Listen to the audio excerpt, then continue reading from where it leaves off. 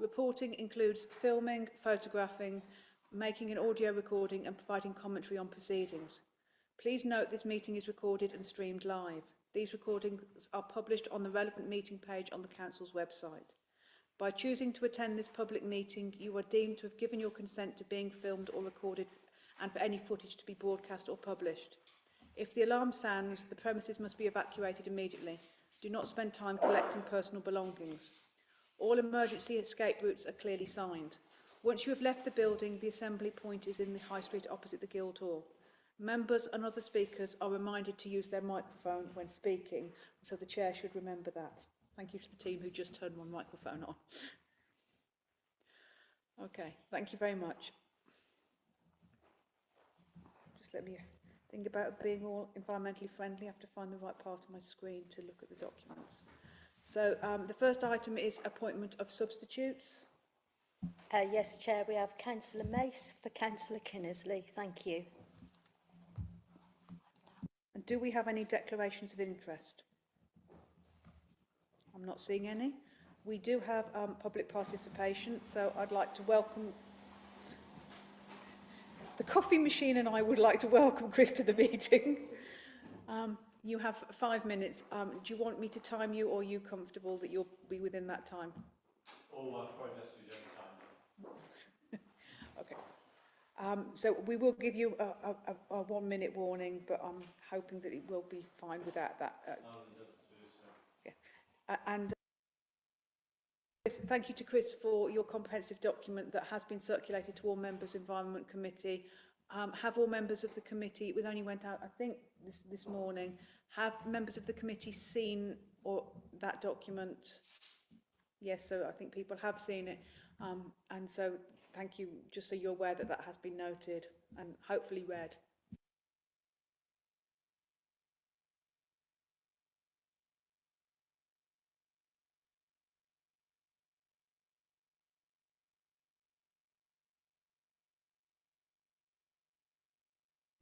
Good evening.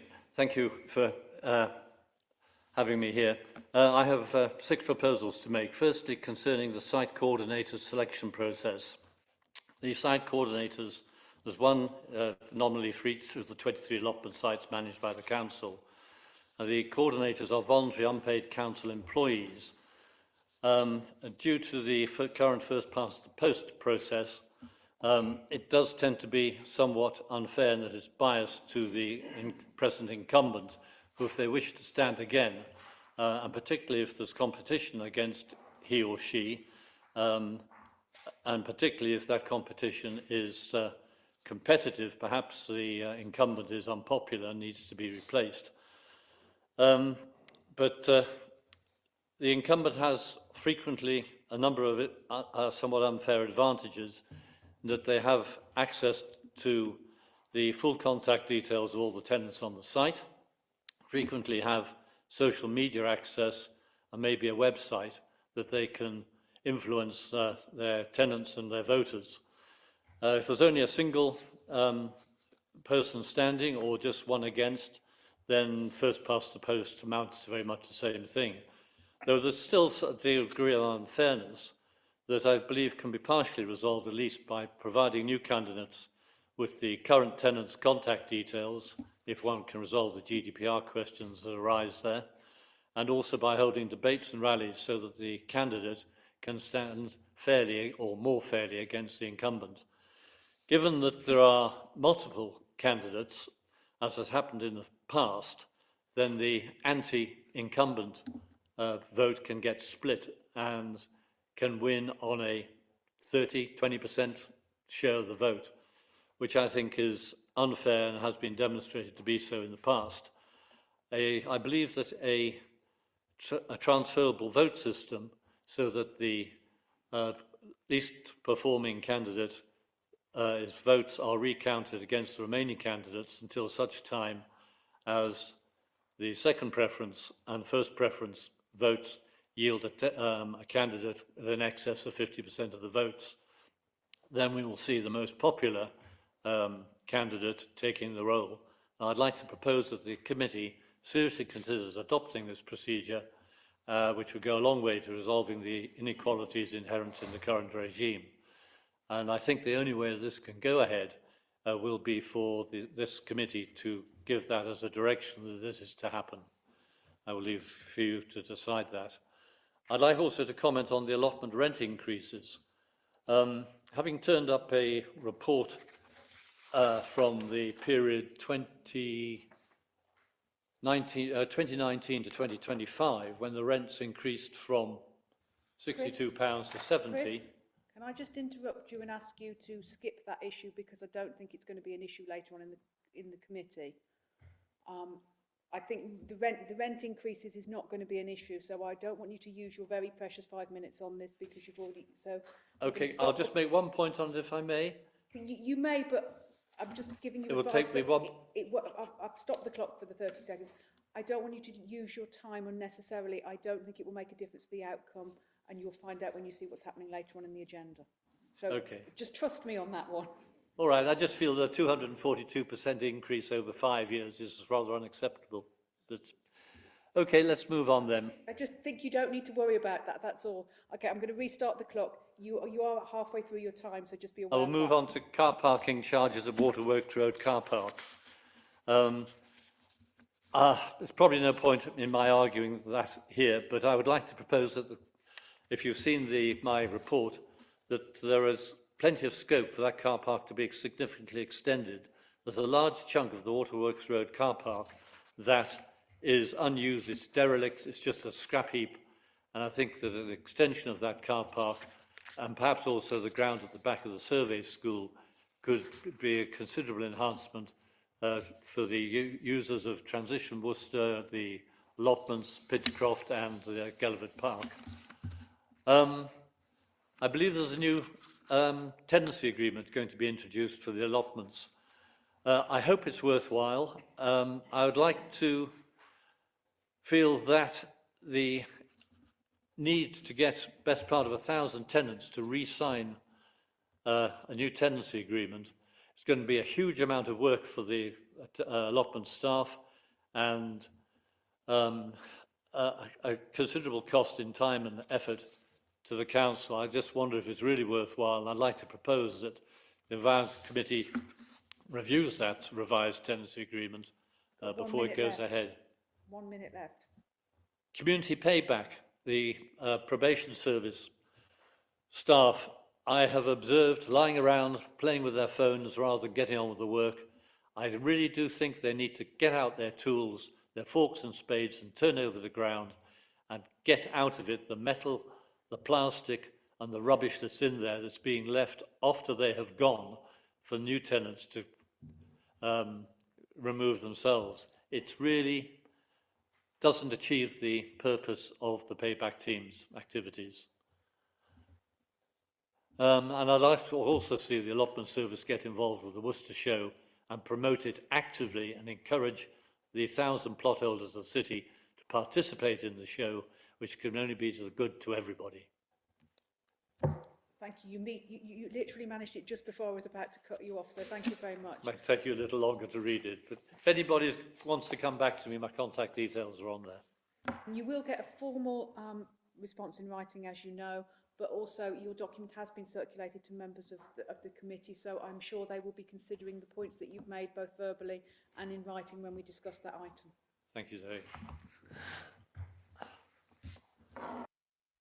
We're going to move on to, you're very welcome to stay for the rest of the meeting, but unfortunately allotments is towards the end of the agenda, so don't feel obliged. We're not planning to be here half the night, but you do never know how long these things are going to take. So we're going to move on to the minutes of the meeting. These have been circulated. Hopefully people have had the opportunity to read them. Does anybody have any corrections or issues or matters arising on the minutes? I'm not seeing anything, so I'm going to take those as accepted. Is everybody happy to accept those as an accurate record of the meeting? If you are, please raise your hand. I think accurate record of the meeting, yeah. Sorry, Sue, your hand is literally behind the bottle of water. Okay, so that means we're going to move on to the medium-term financial plan, and I believe that's Rachel who's going to just talk us through this. Yes, thanks, Chair. So the purpose of the report tonight is to update members on where we are with the draft medium-term financial plan before it goes on to Policy and Resources Committee and then Council when you will all vote on it. It's important to say that the idea tonight is for you to focus on those items that might be of interest to this actual committee and not stray into the remit of other committees. 3 of the proposals are on a separate agenda item, so that can be discussed underneath there. So that is table 1. The appendix to this report has gone to all 3 committees, so everybody has got the same information that's available, and it provides context for the budget and all of the proposals that are going through. So a few things to note that are in relation to this particular committee is, well, first of all, it shows a draft balanced budget for the next 5 years in terms of our expenditure is expected to meet its funding, so there are no deficits in each of the years and there are no redundancies either.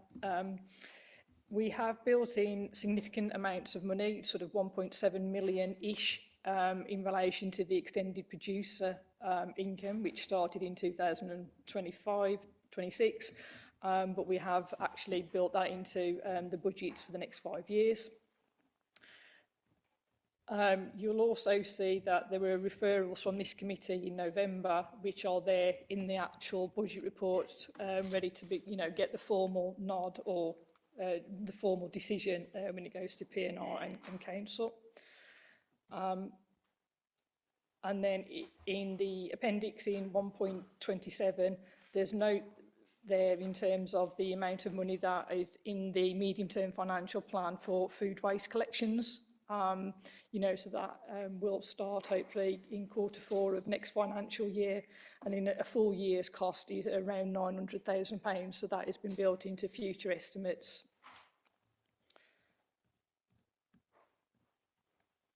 And then in the table 3 of the appendix, where you actually see a balanced 5-year budget, albeit there are assumptions and the forecasts can go up and can go down, so there's lots of things that have got to be monitored for the next few years, but on paper it is balanced. And just to make reference to, there is £700,000 built in to next financial year's budget in relation to Ashwood Crem, and the fact that the capital works are still ongoing, and while they're ongoing we're not able to do cremations there, but we have built some money aside to make sure that we don't have significant overspends in next financial year. So that's all I wanted to say, and happy to answer any questions, but if there's anything on those 3 items that are the next agenda item, then I'll leave it to that agenda item before we pick them up. Thanks. So we're being asked to note the document and any comments. So far I've seen Councillor Scott and Councillor Lewing, then Councillor Holmes.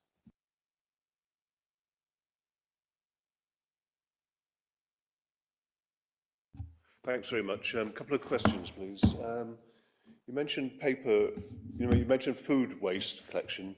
I recall that paper recycling was a pressure which we were stalling for a year or so. It's something which we're going to be required to do. Will that create a pressure within the medium-term financial plan? That's the first question. On paragraph 1.20, where we talk about HVO, I've been thinking about this one quite a bit, and we had a very good discussion about it at the last meeting. It's a fantastically worthwhile project, but I wonder, would it be, this to me seems something which could be delayed, postponed if necessary, because it's quite expensive, with 17,000 plus the additional fuel costs which we're letting ourselves in for. So I would finger that one as something which maybe it can be deferred for a later years if necessary. Goals I would like to see continue. It's very important for our residents, our businesses, particularly in the city central areas, but I think we should be being a bit more purposeful in trying to persuade owners of property, particularly looking at the BT one, to tackle the problems on their own buildings. Thank you. Okay, just to come back on, and I think I might ask Lloyd just to correct me if I go wrong on this, but food waste, domestic food waste collections is what I believe is the new regulation that comes into force from the 1st of April 2026. Due to being able to obtain the vehicles and, you know, sort of stand the actual operations up, that's not likely to start until sort of this time next year. In terms of the paper recycling, that is linked to the extended producer income, but they are sort of slightly different, and there are recycling issues that Sandra and the team are working through. Is there anything else on that? Yeah, so we already collect paper as part of our dry recycling stream. What is coming online the year after, which will be 2028, is plastic film. So that's going to be the next thing for us to introduce or to collect following food waste. So it's still unclear yet whether there'll be a separate funding stream that will come with that, or whether that will need to be taken out of the EPR payment. Sorry, I'm sure it was going to be a separate collection of paper and card. So if councils can prove what we call TEEP, and we've brought a paper here on TEEP in the past, then we can continue to commingle what we collect. So we brought a paper to committee probably in the last 12 months, and this committee approved us continuing to commingle our dry recyclates. So we've got no intention of splitting out paper collections, if that makes sense. Just in respect of, do you want to pick up the? Yeah. Around, do apologise. The other 2 points in terms of HVO and the goals, those were recommendations from this committee, and they're just built into the draft budget for a member decision to be made at an appropriate time. Okay, you happy with that responses? In that case, we'll move on. Councillor Lewin. Thank you, Chair. I just wonder, thank you for this report, and it's a really useful update because it gives the context to other decisions that we're making. And it's wonderful to hear that, you know, we've got to the position that potentially we have a balanced budget, despite, you know, the fact we've got some huge risks still. And we've got to not forget that we still have those risks. Like, we don't have that 1.7 million in the bank yet. We only have a proportion of it, I believe. We're not sure that we're going to get all of it, and there may be reasons why we don't. And also, you know, last year, you know, we had some very painful, redundancies. You know, there's been a lot of work done within the council to make the council extremely efficient, but also put pressure on officers, I think, particularly with, you know, the demands of local councillors wanting us to be such a good council.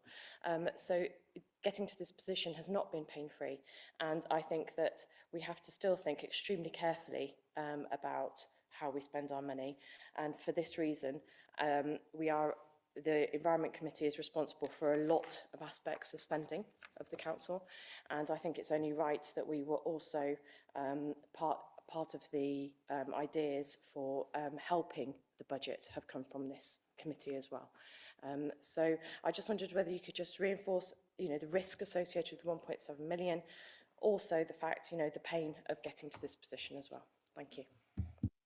Okay, I mean, I think in terms of the risks, there is a section in the covering sort of report in terms of risks. So from a council perspective, there are a number of assumptions and estimates that go into that medium-term financial plan, looking at interest rates, inflation.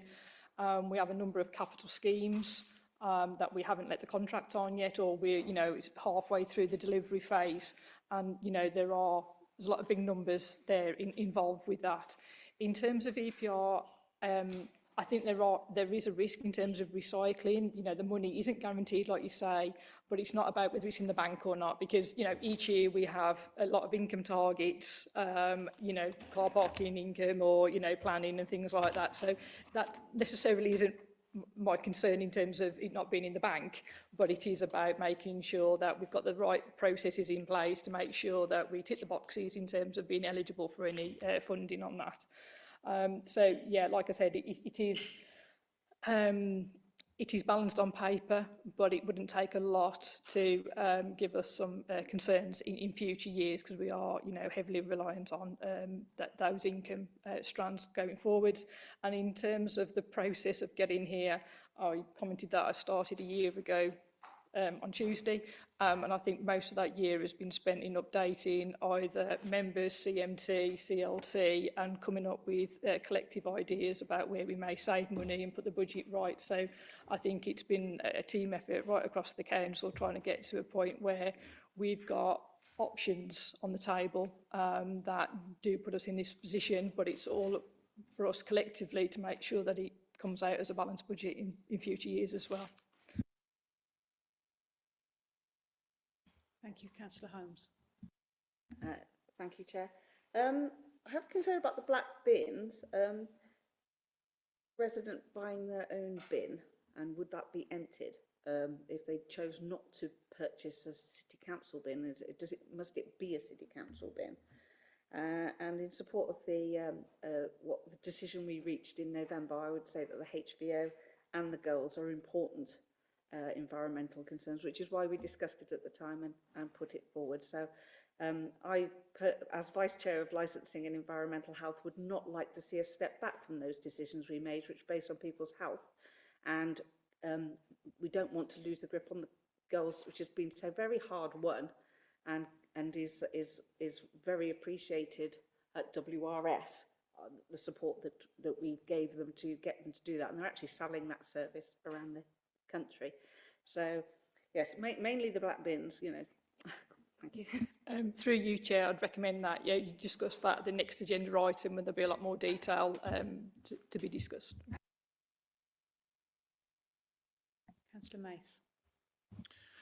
Thank you for the report, and I'm sure this won't be the last time I say this, but thank you very much for all the detail about the savings and the additional revenue that's come into the last year, because my main reason for voting at the budget last year was that we didn't have that detail and I didn't know where the savings were going to be made. So I'm very grateful to have that. I just wanted to pick up on the point Councillor Scott raised about HVO, that yes, there is an additional cost associated with that, but as the report says, you know, that's going to bring a 90% reduction in carbon emissions compared to diesel, as well as the environmental emissions around nitrous oxides and particulate matter. We are in an air quality management area in Worcester, and we already know that we spend approximately £60,000 a year cleaning the riverside from flooding. I know from the trees report later in this evening that we have substantial costs that are coming due to climate change, so we do have to take every step that we can, and I think HVO is a crucial part of that. So we have to move forward with that proposal.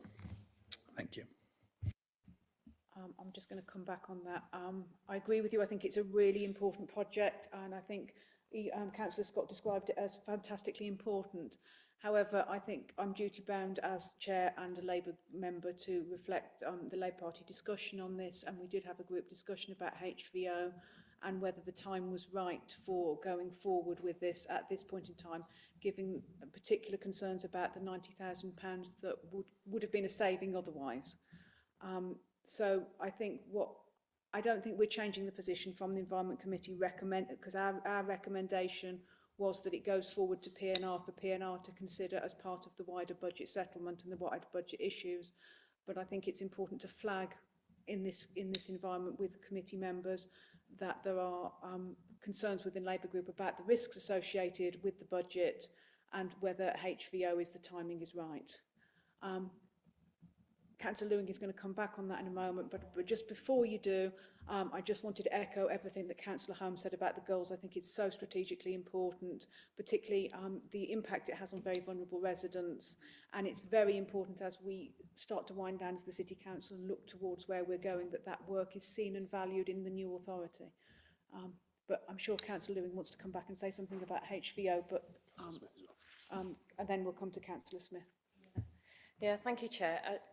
I remember when we were considering options for buying vehicles a couple of years ago, that it was Labour members who were upset that we were going to be buying diesel vehicles, and were reassured by the fact that we were going to look at HVO fuel instead. So, I think, people need to have longer memories. And I think if you defer for later years, how long is we going to be a district council? If you keep deferring everything, how long do our children have to breathe dirty air?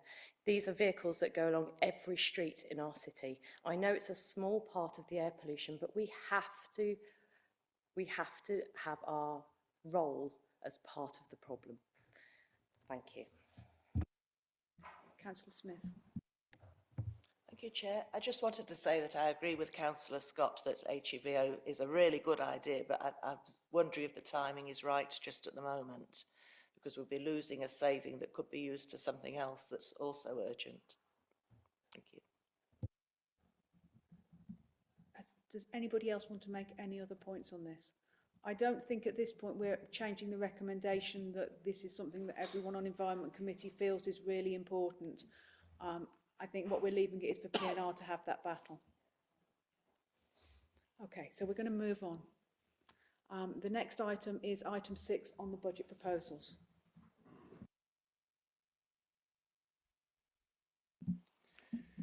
Thank you, Chair. So following on from Rachel's report, Chair, this report presents 3 budget proposals that sit within the constitutional remit of this committee, and they've been presented here based on the fact that they do have potential policy implications. I'm sure members will have read them. I'm sure they've caused some interest. So I don't intend to go over them in any great detail. I'm happy to pick up any points of detail through questions. The first thing, just to point out within the background of the report, that the £400,000 worth of savings that we are seeking to make next year, these 3 budget proposals make up a significant amount of that. So if members weren't to support them, that would leave a gap in the current or the draft budget. So the first proposal is to introduce a black bin replacement charge. So on average, the council spends around £80,000 a year on replacement black bins. Historically, we've not been rigid or strong around where we've had requests made to us for replacement black bins. We've tended to be a bit soft and provide them at request. But obviously this is a cost that isn't subsidised or covered in any way. What we've looked at is the full and true costs of not just purchasing a bin but delivering it as well to residents where they request it, and that full cost is £39. So this proposal, as well as looking to generate some income to cover the costs that we're currently facing, it's also encouraged to drive down the number of requests that we're getting in the first place, and that will be our starting point really. So rather than people having to pay for a bin, it would be to drive down the requests, and perhaps some of the requests that we may not have or should have been agreeing to in previous years. We know that offering a concession is important to our residents within the city who are facing financial hardship.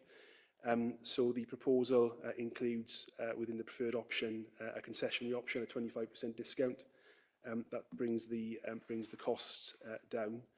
And I think, like many other councils who have introduced charges, and there are many, there will be a suite of conditions that if met, charges wouldn't be applied. So they are things like where we have damaged a bin, or a bin has ended up in the back of one of our trucks, where a bin has been stolen or vandalised, so not at the fault of the bin owner, where exceptional circumstances apply, so where service users meet the need for additional capacity. And I think pragmatically we're also including a cover-all, any other situation whereby the management team feel that a charge shouldn't be applied. So hopefully, Chair, members will see that yes, we are trying to cover costs or reduce costs at the high costs that we're facing currently with replacement bins, but we are being pragmatic in how we will apply that, which hopefully will mitigate any members' concerns. Just to come back on Councillor Holmes' point, residents must present their bins in line with the council's collection policy, and the collection policy is that's through a council purchase bin. So if a member of the public was to purchase their own bin, then we would have an issue with that, and we probably would take the decision that we wouldn't collect it. Yeah, that's the position on that. The next proposal, Chair, is perhaps a more straightforward one. around off-street car parking charge increases. So this is the increase in proposal to increase charges within our own car parks. We've increased parking charges in our car parks over the last 2 years, following a period of no charge increase. And again, members will remember the decision taken there. Importantly, the charges that we have put in place, they've not affected demand. Demand has stayed exactly where it is, actually this year, perhaps even increasing a bit. And I think that's testament to the Worcester City offer. I think people come into Worcester not because of the car parking charges, but because of Worcester has to offer, around many of its important aspects. We've benchmarked what our proposed charges would look like against private organisations and other councils, both local and comparator councils. And even based on their fees and charges this current year, we would remain very competitive. And bear in mind, they will put their charges up as well for next year.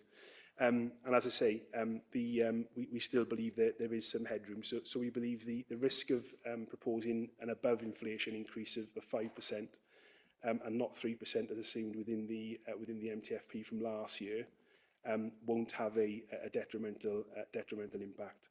And that proposal would increase annual income by £80,000.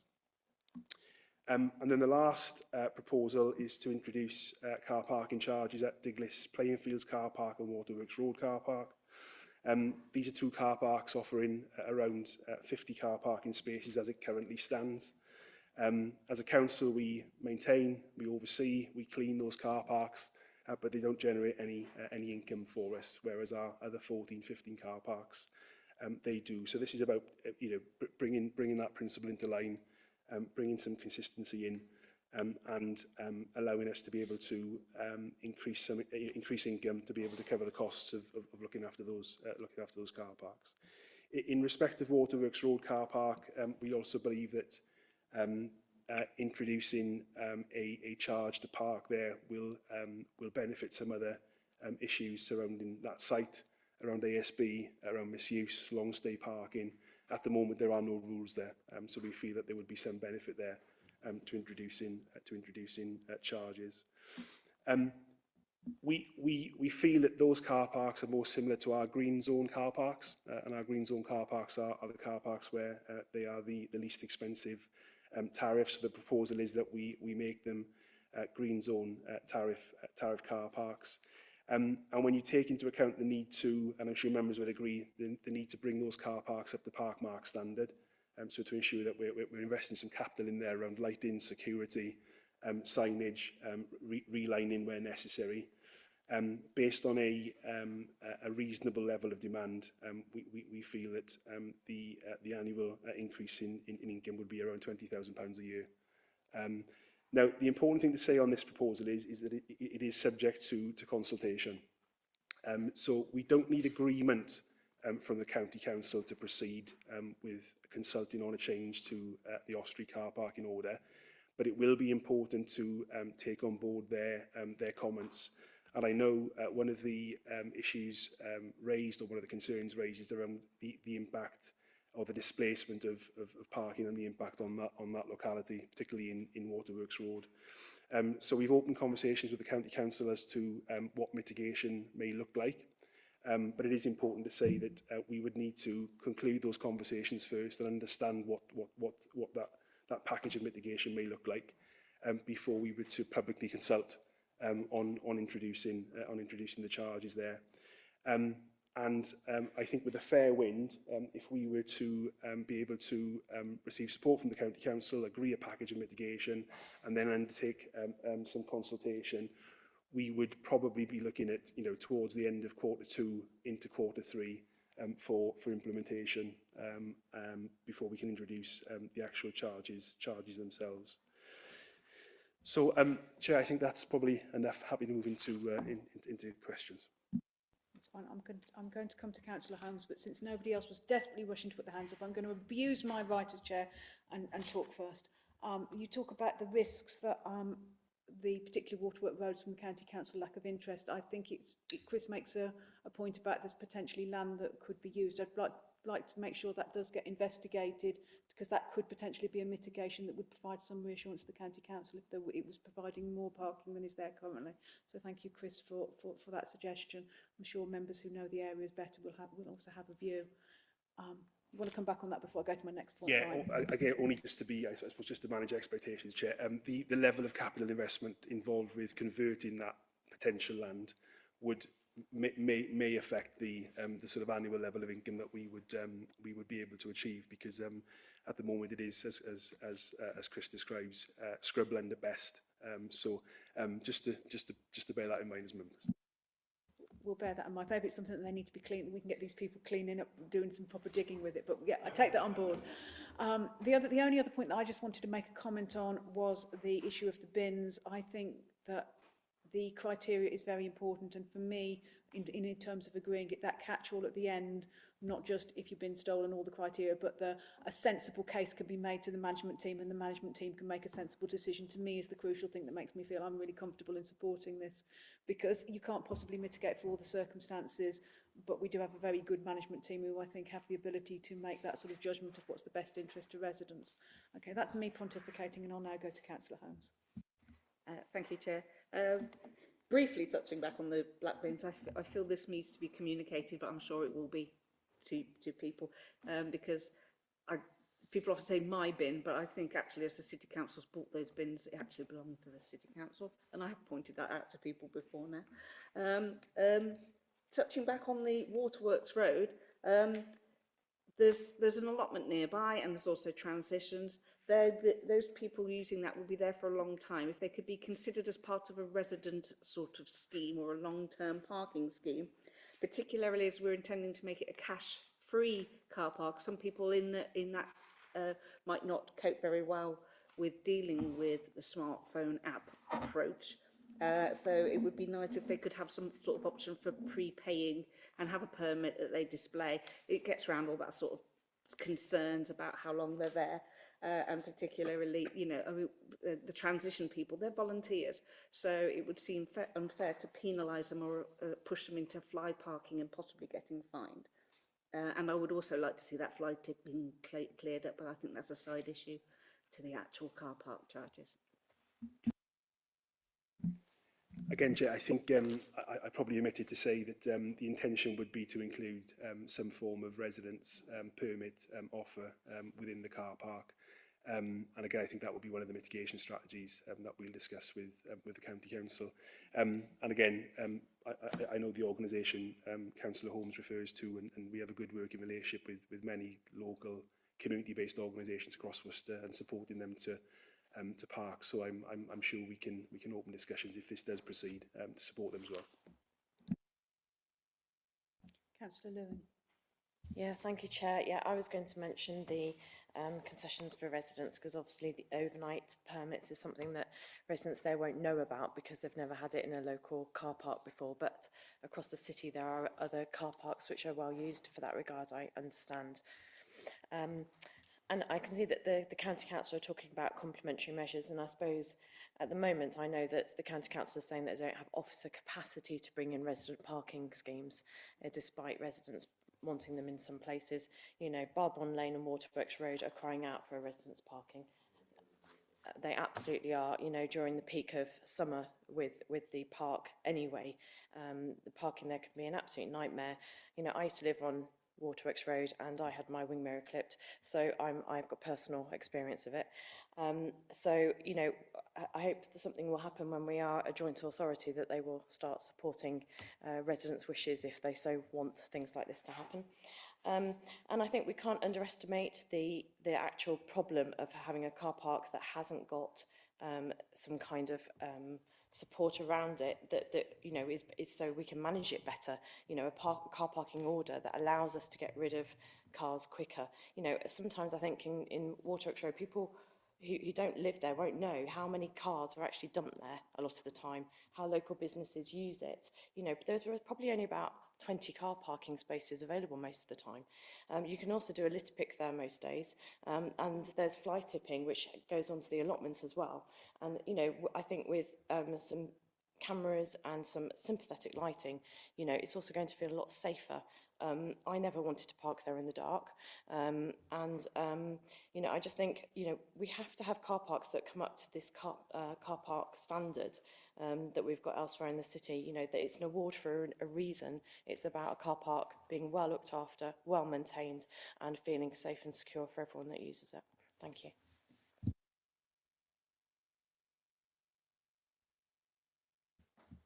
Councillor Scott. Thank you very much. Interesting proposals. First of all, on the black bins, I assume that green bins will continue to be free, which we obviously want residents to shift their rubbish, their recyclable rubbish, into the green bins. So we will, I'm sure, maintain our vigilance to make sure those green bins, which are issued free to encourage recycling, aren't in fact used as a diversion for black bin waste. On the car parking, I think this will be unpopular with some users, but I think it's necessary, as Councillor Lewin explained very clearly, for the management of these sites. Both of the ones proposed serve what we call the Worcester Riverside Park. And if you look at the car parks which other park users will be using along the river, you've got Cripplegate Park, you've got Cattle Market, and obviously Copenhagen Street and the city centre car parks, all of which charge, and all of which charge more than this. As facilities in our recreational facilities along our wonderful riverside continuing to improve, we will be meeting demand, and I'm afraid that a reasonable charge, a limited charge, is the best way of managing that demand. On the same token, for the city centre car parks, I think you've explained that very clearly, that the city centre stands in par with other shopping centres, with other competing shopping centres, and it's holding its own in terms of demand. So I know there will be a kickback against this from some vocal city centre interest groups, but I think it is something we need to go through. And I'm pleased to hear the mention of residents' car parking, not only for the 2 car parks proposed, but also for the many residents who are taking up occupation in new properties in the city centre without car parking. We do offer particular deals which I think enable that very important part of city centre living above the shop to take place. So let's celebrate that. That's been really good. I've had one comment from residents about Waverley Street car park, or you call it Diglis Plainfields, that can the verges of Waverley Street be protected from car parking, which is damaging the verges. But I think we will review how it goes with charges and see and look at that. But otherwise, I support these proposals, and thank you very much. Councillor Cross. Thank you, Chair. I have some short and simple questions about the bins. Yeah, do we know how bins are getting damaged? I've got a typical picture, and why they're being damaged. And do we have targets and KPIs to reduce or address bin damage? I mean, it may not all be chargeable, but how well do we have a picture on the problem to then understand what the right control measure is? Is there going to be a charge for replacement of broken lids? I mean, that's a thing that happens fairly typically, I understand, but that's anecdotal. So it'd just be good to have a little bit of an explainer about what kind of damage there is, how this happens, and on a final, perhaps not flippant, but when you go to different areas, the bins are all different colours. So different, so recycling bin is different. The garden waste bin is a different colour. In some places brown, in some places green, in others blue. It's quite baffling. I'm just wondering why that is. Is it just because of hodgepodge purchasing? Just a little thing to understand. And I've got a couple of questions about car park lighting, which I'm happy to do later after the bin ones, if that works best.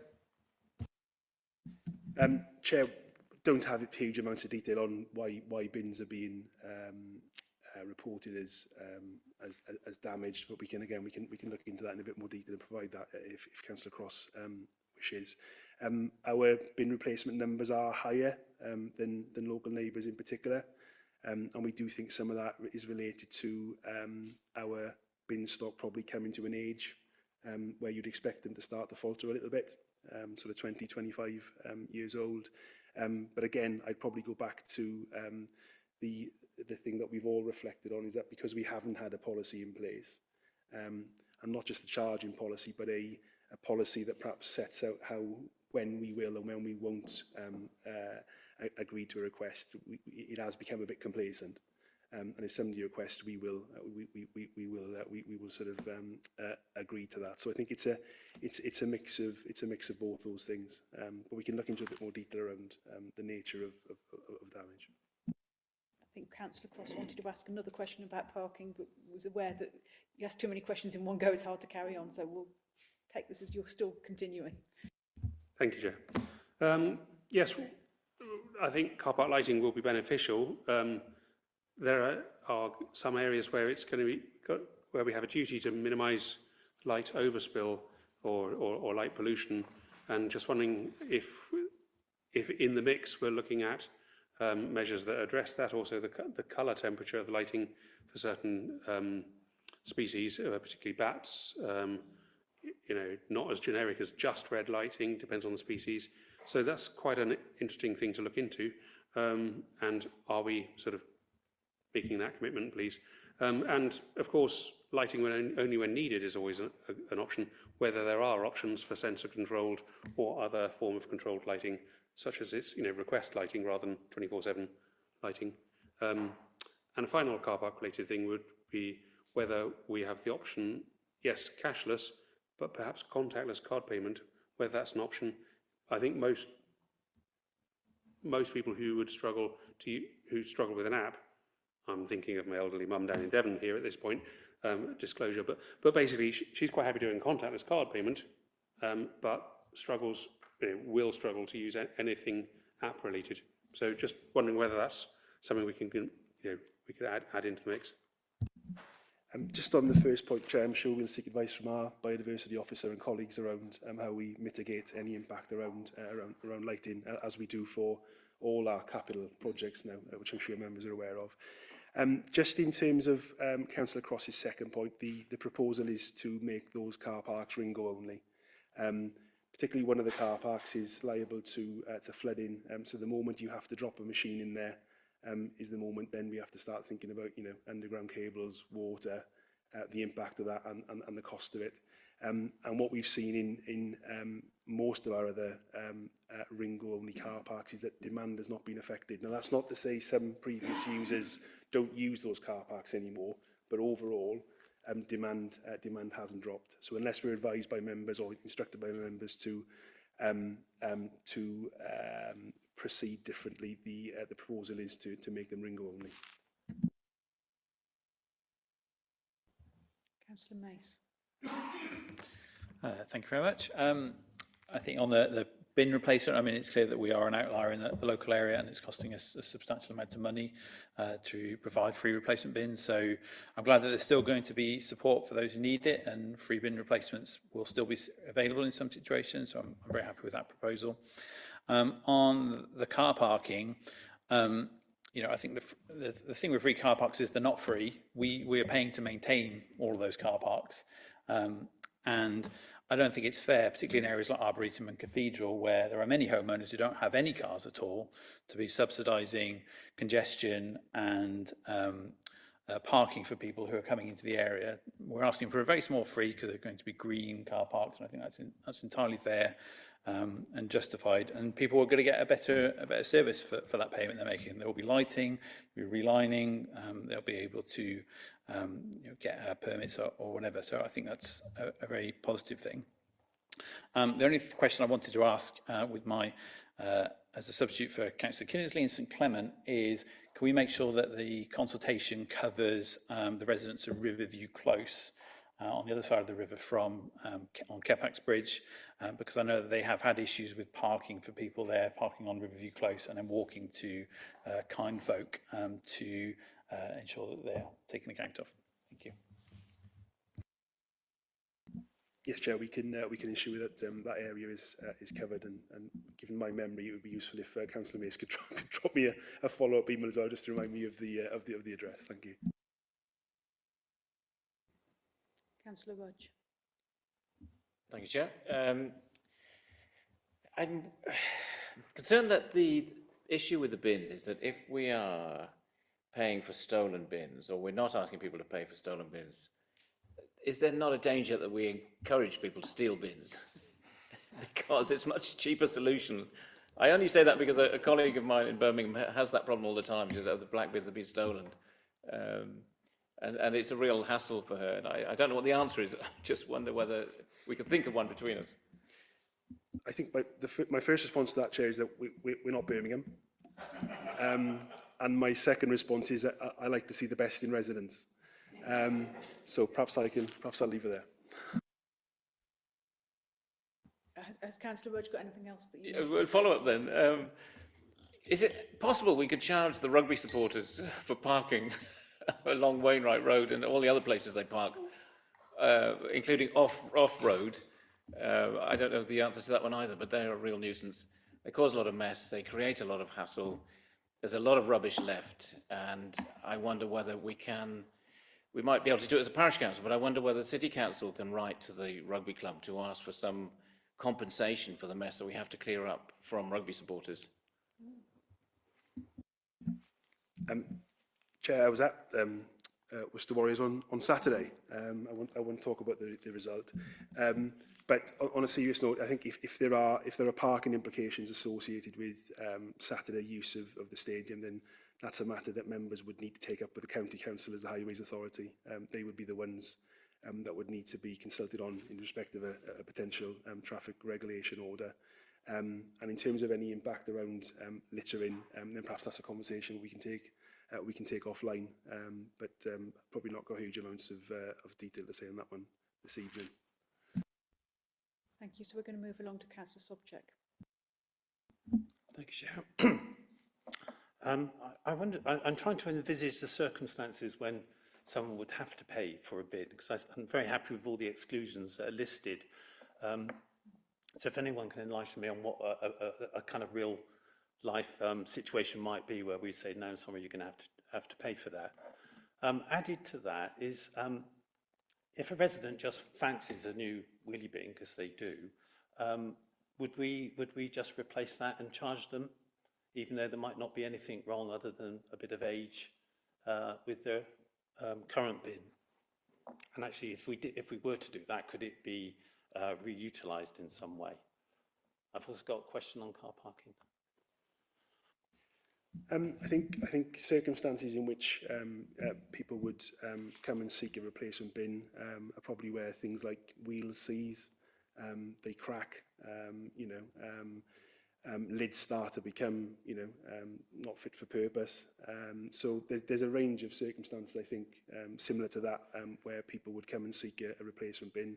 Much of that is to do with age, rather than misuse. I think if somebody was coming to us and seeking a new bin, and their bin wasn't sort of end of life, I suppose we'd encourage them, to carry on with their bin if it was useful. But if they were seeking a new bin from us, then with this policy in place, we would be able to charge. And if the swap out bin was reusable, then yeah, we'd look to put it back into stock. Do you want to carry on with your car parking question? I do, but could I just get clarification? So if the wheels are seizing, are we saying that's, and it's probably due to age, that we would charge for that? If the bin was unusable, then yes, we would look to apply a charge for that. Okay, thank you. On the Diglis Plainfields car park, it seems to be quite a different sort of a car park, much more low-key. I noticed there's going to be a statutory consultation. You mentioned about Worcestershire County Council approval. but does that consultation include going to local residents? I'm particularly interested in a kind of feeling of urbanisation, which sounds a bit weird in a city, of that car park, which is used for the nature reserve as well. I'm wondering whether lighting would be really necessary there, and whether residents would rather it didn't. That car park wasn't raised to the standard, the park mark standard. That's separate to whether we would then charge for it. But the two things seem to be linked in the report. So there are 3 points of consultation, I suppose. There's the informal conversations that we're having with the County Council to understand what concerns they might have if we were to introduce charges down at that location. And the aim of that is to try and agree that if we were to do that, what would they see as being fit and proper mitigation, particularly around displacement of parking. If we can reach agreement with them on what that looks like, there is then the consultation we would carry out, the statutory consultation, 3 weeks, and that would include residents. So that will be their opportunity to have a chance to comment on the introduction of charges and also the capital works that we were proposing to carry out. So that covers, hopefully, Councillor Subject, both your points. And again, if there were concerns around levels of lighting or light mitigation, whether it be through the Council's biodiversity officer or whether we would need to seek some separate advice on that, we absolutely will do it because we don't want to impact anything of importance down there. Thank you. I've got Councillor Holmes next. Thank you, Chair. Lloyd might like this one. I believe there's 2 different sizes of black bin. Could we charge more for the bigger bin to encourage people to buy the smaller bin?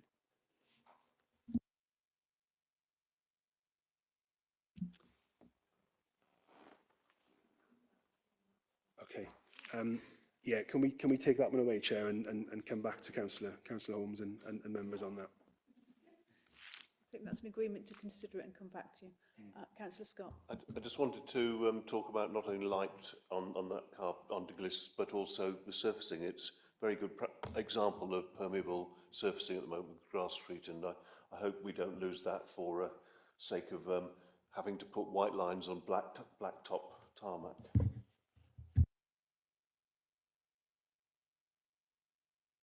I think that's just noted. Does anybody else want to speak? I'm hoping not, otherwise we literally are going to be here all night. Okay, so I'm getting a consensus that most people are happy with these, but so we have complete clarity of where we're going, I'm going to suggest that we just go through and we vote on each of these points to make sure that I'm not just putting them all together. Well, it's not, is it for noting? Because have we agreed this? I think if we're sending it to, we are noting under item 1, but under point 2, are we recommending for approval to PNR? Yes. And I think I think it is a vote, and I think it is important that we do put it to the vote. And I'd like to do it on each individual one to make sure that we've got clarity of what the committee's position is. So if we go for 1A, introduction of a charging policy for replacement black wheel bins, all those in favour?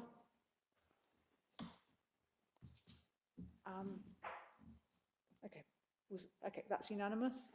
An increase in off-street car parking charges.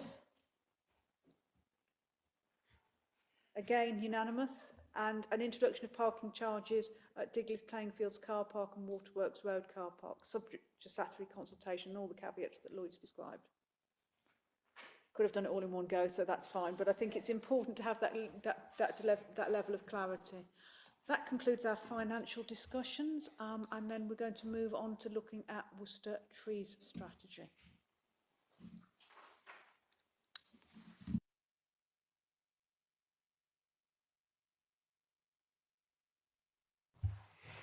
Thank you, Chair. Good evening, members of the committee. I'm extremely pleased to be able to bring this strategy to you this evening for your consideration. As you will have seen from the covering report, by way of background, the strategy has been the subject of some public consultation and a not insignificant number of responses received, 414 in total, which I hope you'll agree with me is absolutely fantastic. The strategy sets a 25-year vision, 2025 to 2050. It's an ambitious strategy, but one that we consider is very realistic at the same time in terms of its ambition, goals, or objectives. You'll have seen from the document itself that it centres around quality in terms of evidence and data gathering, a particular focus on tree canopy cover, biodiversity, funding and management, and climate resilience. I'm not seeking to go through the document in detail as part of this introduction. It extends to some 60 pages. But what I did want to just highlight is that one of the main goals is to increase canopy cover, and that's from the existing 16% as of 2024 to 20% by 2050. But, and this is really important, with a stretch target of 30%. So when I said this is an ambitious strategy, that's one example of that. So you'll have seen in terms of structure, pages 1 to 15, setting out introduction, summary, introduction, an overview as to Worcester's trees and woodlands, explaining what we mean by canopy cover, the wide-ranging benefits of trees within Worcester, some detailed explanation around tree ownership and the collective approach to managing the treescape. And then pages 22 to 37, explaining in some detail those goals 1 to 7, to ensure that we properly understand the treescape, some case studies, and then an explanation as to key performance indicators. The report also refers to two companion guides, so the point there that this is not the end of the story in terms of this particular piece of work. This is very much the first stage, setting out the strategy so the two companion guides can follow on from that. One we expect to be titled Trees in the Planning System, which has the potential to be a supplementary planning document, which is important in terms of the status of that document. And the second, Trees in the Public Realm, a guide to the Council's own operations and managing tree stock. In light of the earlier reports on this evening's agenda, it's particularly important to stress that as well as being ambitious, we've been very mindful of the Council's ability to deliver certain goals in a way that they are costed and understood. So one of those sections around trying to lever in funding, particularly around grant funding, and work to be done there, and also a focus on community involvement and volunteering. So I'll pause there, but just to finish off on the recommendation itself, and this is that the committee adopts the Worcester Tree Strategy 2025 to 2050 as the Council's overarching approach to grow, protect and manage Worcester City's urban forest. Thank you, Chair. Thank you, and thank you to your team for all the work. They've done a very comprehensive, very detailed report, and something that's very important. Do we have any questions or comments? Councillor Sadiq, then Councillor Lewin, then Councillor.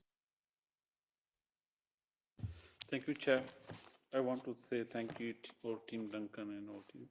It's a great idea and brilliant, and I believe it's be helpful and make better and clean environment. And I believe it's a beautiful gift for new generation and upcoming generation. Thank you very much for bringing this plan. Thank you. Councillor Lewin. Oh, thank you, Chair. It's so nice to have such a positive report, actually. You know, an amazing consultation. People obviously love trees. You know, it's a subject close to many people's hearts. You know, they bring a lot of joy, you know, from young people to old. And, you know, I think also, you know, the report talks a lot about how we have taken trees for granted. You know, talking about issues of soil compaction, trampling, reactive, you know, and inadequate tree management. I read a few years ago, you know, Isabella Tree Wilding, you know, their story started when they were killing their oak trees on their farm. You know, we've got to realise some of these trees have been around for a long time, and they can be a pain when it's the wrong tree in the wrong place. But the right tree in the right place, planted in the right way, has got huge value. You walk out of the city sometimes on treeless streets on a hot day, it's unbearable. You know, they have lots of roles for biodiversity as well. I'm really interested to see what funding comes from having a strategy like this, what funding opportunities, because obviously we are, you know, under huge pressure here with our resources. You know, whether we can get lots of funding, but also how this kind of links with the current streetscape strategy. You know, we have seen some planning applications coming with no trees on planning applications, and I know probably officers are working very hard to persuade people to plant trees, and again, it's the right tree in the right place. So I don't know whether we can have a bit more commentary on that, please. Thank you. Through you, Chair, I think it's important to appreciate that this document, if adopted this evening, will demonstrate the Council's very strong commitment to the strategy and those goals that sit within it. From a planning policy perspective, it's important to see it as something which sits very closely alongside both the current South Worcestershire Development Plan, but of course the emerging plan, which we hope to be adopting very, very soon. So this is about getting all of our ducks in a row, if you like, as far as trees are concerned, but it is very much that get the strategy in place initially. Demonstrating that commitment should, I hope, make it easier to lever in funding in the future, but those two companion guides will be very useful as well. Thank you. Councillor Scott. Thank you. I'm really pleased to see the golf course identified as an area which has quite a significant, as I'm the curator of trees at the golf club, and but I don't want to talk about the many fine veteran trees we look after or the hundreds of trees which we've been planting over the last few years. But I wanted to talk about the urban realm and the city centre in particular and our denser residential streets. I think the goodwill that our people feel for trees needs to be captured and mobilised by seeking their support in planting trees in their own public realm. Two of my children live in the London borough of Lewisham, and the little street one of them lives in, which is less than 100 yards, it's got about 20 trees, nice urban trees, indigenous species mostly, planted by the residents being offered the chance to contribute to the installation of these trees and then to look after them by providing the water in a very difficult position. As Councillor Lewin said, in urban situations where the weather is getting increasingly, in right time of year, hotter and drier, and tree cover is really, really important. So every time we're looking at public realm, we should be looking at putting trees in significant shade trees into them. The High Street in Worcester has got some really nice planting. Over the years, it's had to be changed and been developed. I still think it's sad that Cathedral Square has no shade trees, and I hope that when we look at Angel Place, we can introduce some trees into that important space.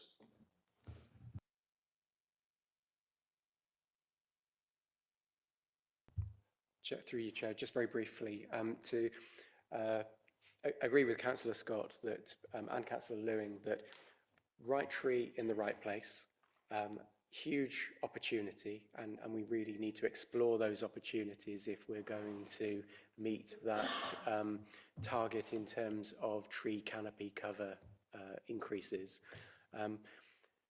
It's quite challenging, as I'm sure you'll appreciate, in an urban context where so often we have underground utilities that can be quite shallow.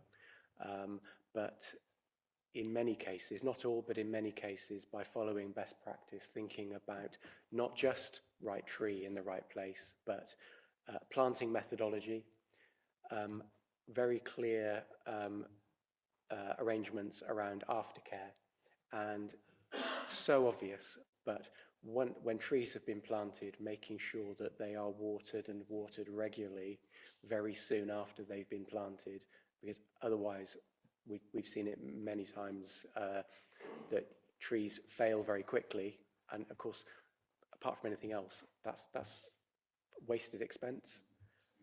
So lots around best practice, and this is really, as I said earlier, the first stepping stone. Thank you. Thank you, Councillor Mace. Thank you. I very much enjoyed the report, and it is really important. I was very glad to see that beautiful St Stephen Ward has above average canopy cover. And not to cause an internecine problem in the Green Party, but it's disappointing that the Arboretum only has 12% coverage, when I feel like it should be much higher in that ward given its name.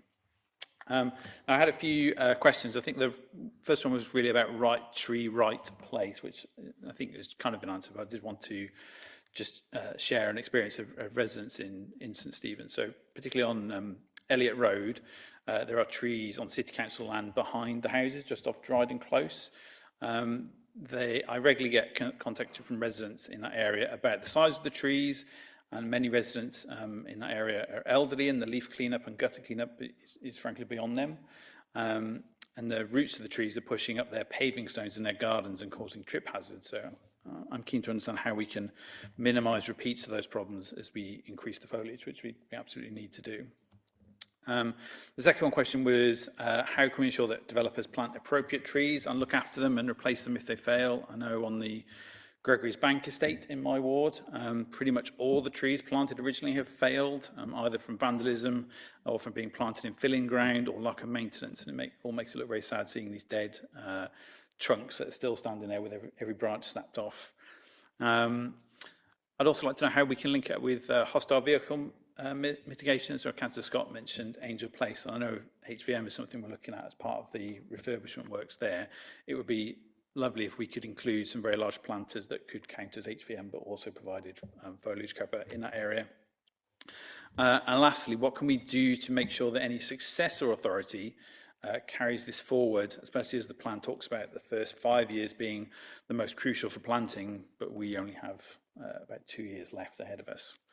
Thank you. Thank you. Through you, Chair. I've already mentioned a number of times right tree in the right place. What do we mean by right tree, right species? Not just that, the right shape of tree. So for me, a good example would be don't plant lime trees where they're likely to drop onto, not the trees themselves, but sap or other issues in terms of that dripping onto cars. That is likely to lead very quickly to pressure to have those trees removed. So that would not be the right species, but there will be other species that are tall and slender trees where if we don't want to create a lot of overshadowing that becomes oppressive, we need to think very carefully about those sorts of issues. So that's where our tree officer can advise both developers but also residents on the suitability of particular tree species. So that's one consideration. When it comes to roots causing issues in relation to buildings or paving, then it may be appropriate to put in root barriers to try to mitigate that. So we need to better understand these things The tree strategy starts to talk about that, but the companion guides will go a stage further. But that expertise most definitely sits with our tree officer. I think as far as, in some cases, trees failing, again, it's to do with making sure that it's the right planting method and watering aftercare. In terms of planning decisions, quite often we apply planning conditions that require replacement of trees that die or are damaged within 5 years of planting. And I think it's fair to say that we can get better at monitoring that and making sure that we require those replacements. But planning can only go so far. It's generally accepted that 5 years is reasonable, but it's not reasonable to go more than 5 years to 10, 15, 20, because residents in new housing might have their own preferences in terms of planting, and the planning system is not there to police how people carry out and maintain their own gardens to the nth degree. So it's about reasonableness and balance. I think issues with trees dying or becoming damaged on new developments is a national issue. It's not specific to Worcester, but it is definitely something that we can get better at addressing. As far as HVM is concerned, it comes back to my earlier point about quite often utilities are at a very shallow level, and that can be very challenging, but we need to explore those opportunities. As I understand it, in Angel Place, some utilities are at a very shallow depth. One other thing that we need to consider is trees can thrive in planters, but again, only if watering is arranged, particularly during the summer months. But trees in planters are not necessarily movable in the same way that bollards and other HVM measures are. So we do also need to balance that with requirements around accessibility and patterns of use of those spaces. So as we often find, everything in balance.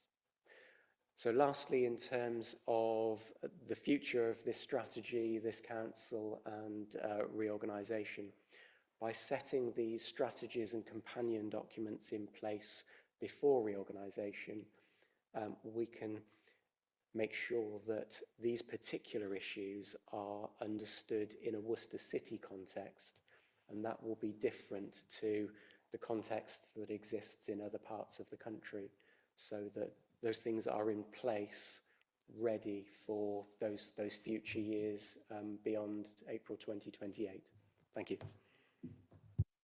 I have to say that's very impressive that you can have such detailed answers to such detailed questions and remember them all. And Councillor Holmes, did you have a question? I did, thank you, Chair. I'm genuinely really disappointed that Claims is 14%, because it seems to me that you fall over trees all over the place in Claims. Maybe it's because we've got quite a lot of grasscape as well, but I'd like to see that increase, and it's something I'll definitely take back to my ward councillors. But how much do things like hedges and bushes, they're very valuable. They're not trees, but they're very valuable. Do they count towards that canopy cover, or do they not count towards the canopy cover?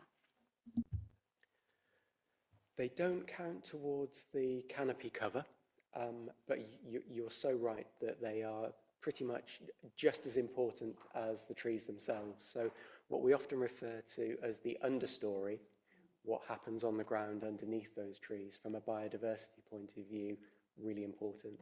So hedges, yes, other plants, shrubs, and that element of the natural environment, just as much in an urban context, is really important. And that's why the strategy touches on those, but is also trying to not duplicate or tread on the toes of other strategies. Thank you. You, Councillor Cross. Thank you, Chair. Yeah, really welcome this report and this strategy in particular. Number of issues that we all come across, obviously could be helped with public engagement, with driving that up, driving the appreciation of trees.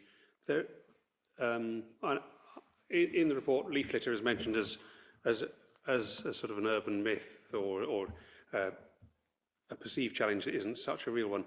There are a couple of locations that do spring to mind, particularly as sort of private shared ownership.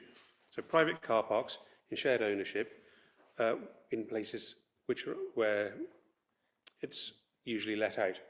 So the situation that we get is an increase in on-road parking or on-street parking because the car parks get a leaf litter mulch build up that it's city council trees, but the leaf litter on private land. And I think there's a balance to be had there because it is a frustrating thing that basically it's very difficult to arrange a clean-up of those areas because who then remove, even if you get a work party together and you get some big bags filled up, how do those then get disposed of or taken away? And that's one area where I think a little bit of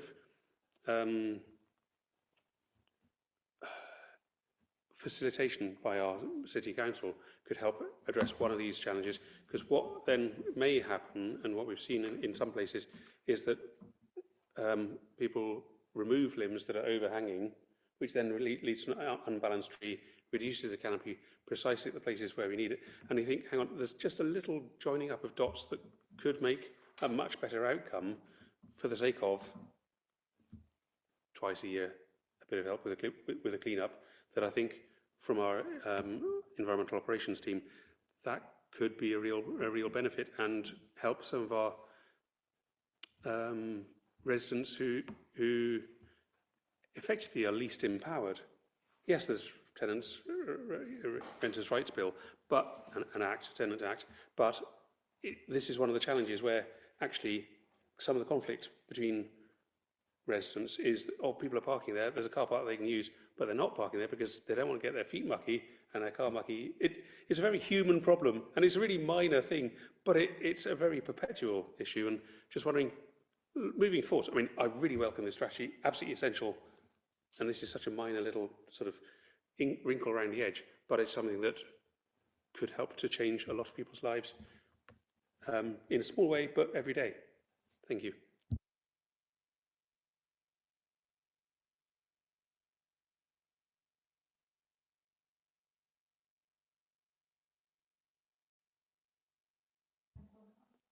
Apologies, I didn't sense a particular question there. I'm not fully cited on the example that you gave, but I think there is an opportunity for some collaboration across different service areas within the council to understand the issue better and look at potential solutions.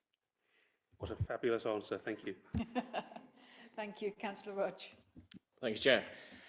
From memory, not the last full council, but the full council before that, we had a report on air quality, and we decided one of the solutions was more trees. We had a report on play areas. We decided one of the solutions was more trees. We had a discussion, or maybe I was just talking to myself, but anyway, someone was talking about flooding issues and trying to prevent that, and we decided one of the solutions was more trees. And there was something else as well, which I can't remember, but you get the gist. Pretty much every topic we discussed at that full council meeting 2 sessions ago, most of them anyway, the answer was more trees.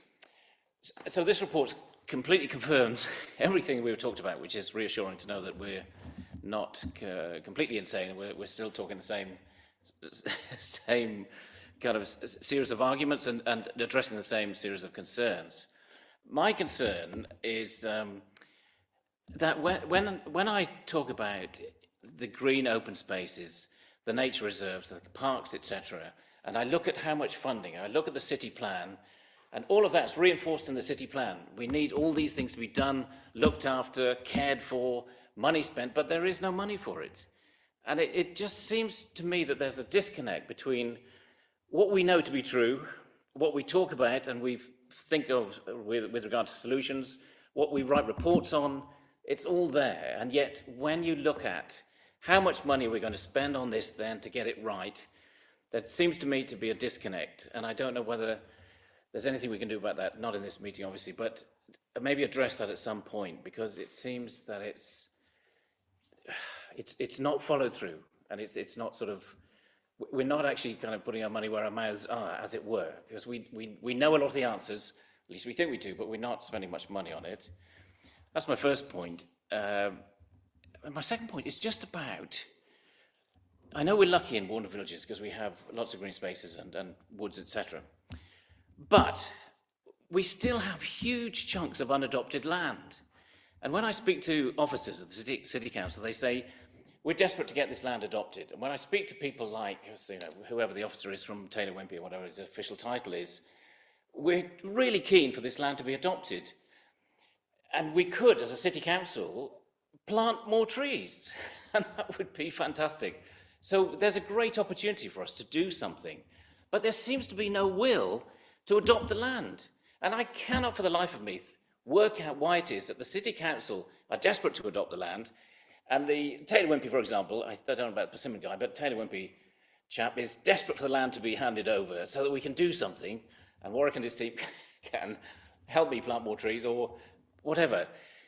And yet it doesn't happen. And when you talk to the parish council, for example, and people who've been there, you know, long in the tooth old parish councils, they say, we've been dealing with this since 19 blah, blah, blah, or I think 2016 we got ever so close, and then it all fell apart. So is there something we can do? Can we bring a report to full council about unadopted land issues to try and address this and move it forward and get it shifted and get it sorted out? Because we could do a lot, and we seem to be sort of, I don't know, dragging our feet or not getting things solved. Chair, just on the first point Councillor Rudge makes, I think Councillor Rudge used the word disconnect. I would call it more of a tension. So as a district council, we have many statutory services to deliver which cost an awful lot of money. I think as a council we're quite lucky, and we as officers are quite blessed that members support funding a lot of discretionary services compared to a lot of other councils. But I think that's where the tension lies. As a council, there are many statutory services that we have to deliver. There's no choice around that, and they cost us money, and that means that then there's less money to be able to spend on the discretionary activity. And as important as a lot of what we're talking about tonight is, a lot of that is discretionary. The second point, I'm not going to argue there isn't a will on both sides to adopt land. My impression is that there are a lot of people in the middle, and it's a very complicated situation around title and ownership and transfers and all these sorts of things that seem to be the hold-up. I don't think it warrants a report coming to full council. The committees are here for a reason to hear and debate things. But if members did want a report on an update position around adoption of land, I particularly know it's a concern in some wards, and we can work with Chair and Vice Chair to discuss that further. Okay, that's certainly something that we can consider and bring to a briefing if you want to raise that through. Is there anybody else who wants to talk on this particular item? I think almost everyone's had a say on this. I'm reading from this as Councillor Roach has a great love of trees and the importance of trees.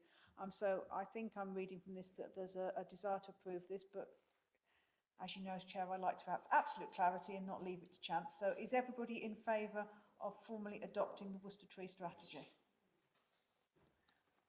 That is unanimous, and I think there's also unanimous thanks from the committee to the team for doing this very comprehensive piece of work. The community and we all love trees. Chair, if I may, thank you for all the support for this piece of work. I feel that I have to just mention that this is an example of teamwork, not just teamwork within the planning service, but teamwork across a number of different services with some of my colleagues that are here this evening, but others that aren't. So I will pass on your thanks. Thank you. Yes, thank you. I mean, we're thanking you personally, Duncan, but we are aware there's a whole team of people who are involved in this. And I think one of the strengths of Worcester City Council, because we're such a small council, is that it's not departmentalised. It is everyone pulling together. And I think that's the historical culture of Worcester City. And actually, I think we're very lucky that we have a group of members as well who very much, despite some political differences, do pull together in the interest of the city. With that, we're going to move on to biodiversity. I assume, David, that you're going to be covering this. Thank you, Chair. And I think members will see some of those themes about cross-council working and team working will come through in the activities and works that have been detailed in this report. Just to take us back to the Environment Act 2021 places local authorities under a duty, a biodiversity duty, which in shorthand would be to consider biodiversity, make plans and policies and then enact those to support biodiversity and nature recovery. And you will of course remember one of the key actions we've done is to approve a biodiversity strategy back in November with an associated action plan. And we'll report progress on that action plan to this committee alongside our sustainability strategy and action plan, so we can tie those up together for you twice a year. The 2021 Act also requires us to publish within the first 12 weeks of this year a report which summarises how we're complying with our biodiversity duty and what our plans are to continue to comply with that duty. And then very specifically what we're doing to meet the biodiversity net gain obligations, which sits specifically within planning and development control, BNG, and the metric being a technical assessment of biodiversity based on habitat. So the report at Appendix 1 is our statutory required report. There is some duplication, or at least repetition, I would say, on what's in our action plan that members approved back in November. I'm not going to go through it all in great detail. It talks about the activity we've carried out to date, the content in the approved action plan, which is what we're planning to do over the next few years. And then also there's a specific section, what we've done and what we plan to do around BNG, and that's the format of the report that's required. So there's a little bit of duplication in that report. I mean, headlined really is the approval of our strategy and our action plan. There's over 30 actions and activities that the Council's progressed whilst we were developing the strategy and action plan. So things were moving whilst that was being developed. And you'll see that many of those are enhancements to an amended maintenance practices, so things we're doing already, and we've done a lot of work with Sandra and Warwick and the team about putting things in place ahead of actually approving the strategy and the action plan. And some of the things that are coming forward, further review of our land management practices, works on council land where we've got a big resource that we're able to influence biodiversity and nature recovery.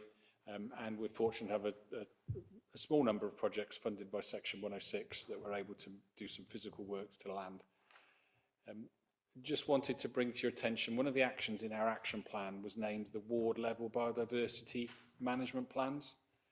And on discussion between officers and with Chair and Vice Chair, we've amended that to remove the reference to wards specifically. We felt ward boundaries, whilst of course incredibly important to the council and democracy and the management of the council, they are somewhat artificial boundaries. They don't really reflect the approach of focusing on key locations for biodiversity across the city. So a subtle change.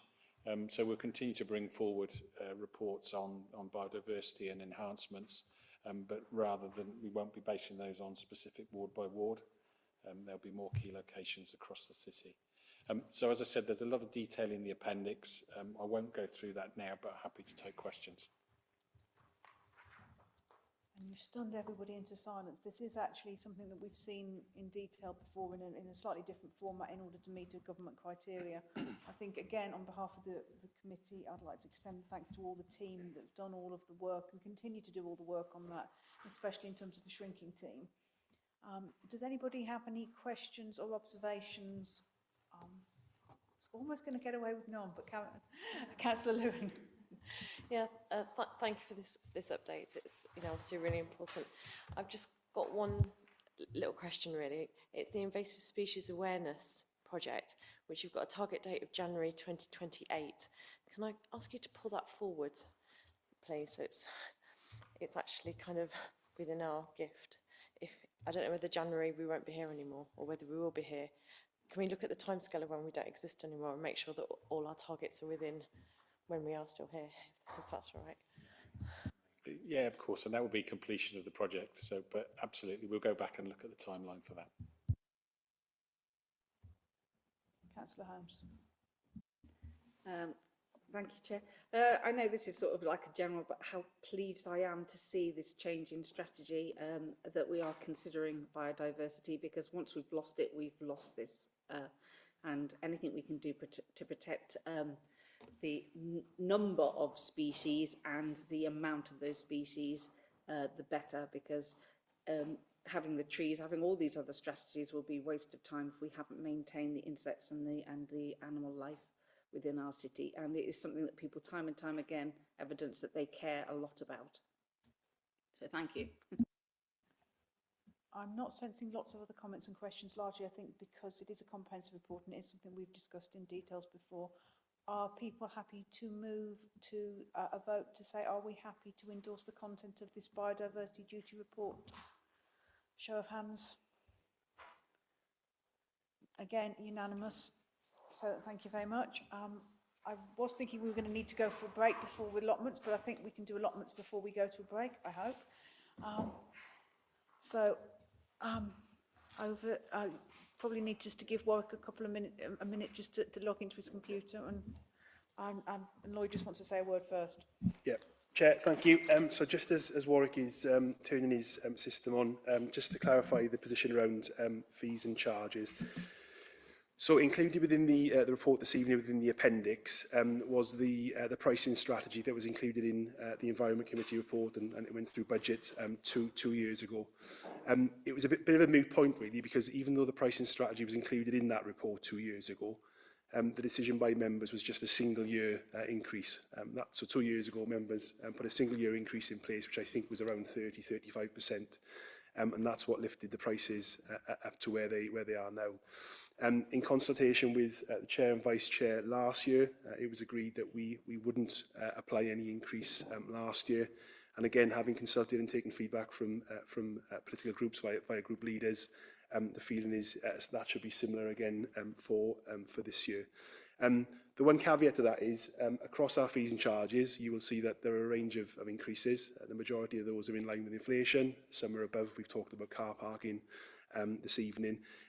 If we are to remain consistent, officer advice would be that we do look to increase allotment charges, but to do that by 3%, and then round that up to the nearest 10p. So there is consistency across the fee and charge approach the council is taking.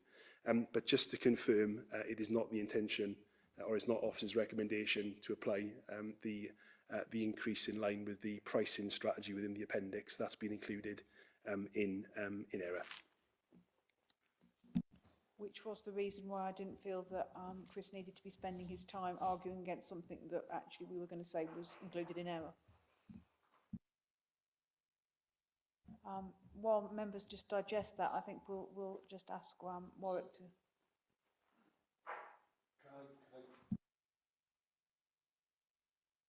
So is a 3% increase in charges for the allotments included in the budget, in the MTFP? There's nothing included within the MTFP in respect of budget increases around allotments. So it would increase the overall budget position by a marginal amount. It's really more about the principle across fees and charges. We are applying a consistent 3% increase. So that's why officers are advising members to consider that for allotments as well. But in terms of the impact on the MTFP, it would be marginal, Councillor Scott. It's not included at the moment? It's not included. Who is it to make this... Sorry, Warwick, you're almost going to part the rest of the allotments report while we have the conversation about this, having raised it. Who is it to make that recommendation? Is it a recommendation of the Environment Committee, or is it a point of P&R? Just so we clarify who has this decision-making responsibility. So the ask is for members to consider that this evening, but the decision of this committee may be that, not maybe, because the decision of this committee would be a recommendation on the Policy and Resources Committee. So while it's not formally noted in the papers, what you're asking us to do as a committee is to consider whether or not we are, as a committee, minded to recommend to P&R that there would be an increase in line with inflation. So that's not written in the report, but it's just that's the clarifying what position we're asking. Correct. I think we're going to go ahead and have the debate on that now because, and sorry, Warwick's got longer to turn on his computer because I've got lots and lots of hands going up. I've so far got Councillor Holmes, then Councillor Lewing, and I saw somebody else's hand, but I didn't quite catch who it was. So if anybody wants to indicate, Councillor Mace. Yeah, briefly on this topic, if we agree to the 3% suggestion to PNR, will they be getting the actual table of the figures? I'm assuming that's going to be the case, but it would be good if they could actually get the proposed fees and charges at PNR, because I can now ask my colleagues to check in on that one. Yes, Chair, if members were minded to recommend that to PNR, then the PNR committee papers would include the current year's fee and charge and the price increase and the percentage increase as well. But just to reiterate the point in response to what the response to Councillor Scott at the moment, the MTFP is balanced without the 3% increase. It's not been taken into account at the moment. Correct. Councillor Lewin. Thank you, Chair. I'm just wondering, because most fees and charges we don't consider separately every year for increases.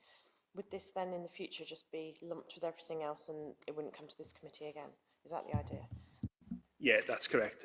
But given that the issue of fee and charges has been raised via members and via a public speaker, we just felt this is a useful opportunity to have that conversation now. But I think, absolutely, Councillor Lewin, in future years, of which there is only one from next year, it would be just rolled into the fee and charge report. Councillor Mace. Thank you. I think on the particular subject of the fees, I know during the 2024 elections, it came up a number of times on the doorstep about the fact that Green members had supported the 30% increase. And I told a number of people on the doorstep that I wouldn't support raising allotment fees any further. Now, while I think inflationary increase is entirely reasonable, for that reason, I would probably abstain when we came to a vote on that. What I'm going to suggest at the moment is that since this is something that members haven't had time to reflect on and haven't had time to consider in group, what we will do is we will do the rest of the allotment report. We will then have a brief break and then we will come back and have a vote on the 3% so that actually people have a little bit of time to think about what else has been happening in allotments in the year and time to reflect. Because otherwise I think we're asking people to make a snap decision and make a snap recommendation to PNR. Are people comfortable with that? Before we move on, were there any other particular questions or anything people wanted to ask about fees and charges for allotments before we move on? No, okay, thank you. So we'll go into so just to clarify, we'll go to the rest of the allotments report and then we'll come back to that vote. If I forget somebody, please remind me. Thank you, Chair, and thank you for inviting us to bring this annual update to committee. So hopefully it's a familiar layout and report to committee, with it being an annual report. We've tried to keep the same flow and information points, because it is an annual update as requested by Environment Committee. So I'm not going to go into too much detail in the report itself. The familiar layout with backgrounds to how the allotments are run, with the policies that are updated for review each year or over sequential years, with different policies requiring refreshing, how invoicing is done each year. One thing to note under 2.12 is the website updates that were requested, I think, or reported to previous committees, and so those have been delivered. There's a lot of information on the website now, much more content, more regular blogs, and we've held an event last year where we hosted the University of Worcester, the Senior Biological Sciences lecturer, and they talked about how complementary planting and all those other ways of managing allotments in biodiversity friendly ways can improve productivity and mitigate for climate change. So lots of things going on in and around the actual core function of providing allotments, and all that information then is subsequently available online to either watch the video or complementary information that people can use. So at full council, there was some questions asked to be included in this report. I'll just, one of them was around community assets. So you can see under 2.14, I've put some background information about community assets and the community right to bid. Worcester City Council only accept requests to include assets that are on the list from our eligible community groups. Eligible groups must have a local connection to the land or property they wish to nominate, which obviously allotments probably would have. But for the council to sell allotment land, it must get permission from the Ministry of Housing, Communities and Local Government and Secretary of State. So if this was to protect existing allotment land, there is already a lot of legislation in protecting that land from being used in any other way. So we wondered around the benefit of getting communities involved in managing and owning allotment land when there's also a lot of protection in place. And I'll go on to also the statutory duties of the council later. Section 3 talks about the activity of the allotment officer over the last year. Lots of things updated and managed over that time period, and a lot of the things couldn't be delivered without the volunteer site coordinators. So this is like a summary of how we've supported them and they've supported us over the year. As mentioned previously in tonight's committee, we work with Community Payback, particularly at Windsor Avenue and Pitchcroft Lane and Waterworks Road sites this year. And that's ongoing work to increase the attraction and letting of allotment sites which have more vacancies than others. Then, as you'd expect, lots of inspections gone on throughout the year. And then in section 7, we've included a bit of a local flavour overview for councillors with particular wards to understand what their local patch has been doing on their allotments. So that you can look at that in more detail in your leisure. And so just going on to section 8 and the future of allotments for 2026, we've got aspirations of having a bit more of a dashboard of management information for the council to monitor its performance, mainly around occupancy, turnover of allotment plots, which I think is a really a good indicator of what we provide and both the land and support that we give tenants. And we want to put on more events like the one I've mentioned provided by the university, and would also like to have more engagement with all tenants, not just through our coordinators, so they can sort of see and speak to the council rather than through third parties. We'd like to provide more helpful information to tenants to support their gardening. I said that turnover rate, look to reduce that turnover rate so people who take on allotment keep allotmenting rather than giving up within a year or two. And then also providing more content on the website, and we'd like to promote allotments.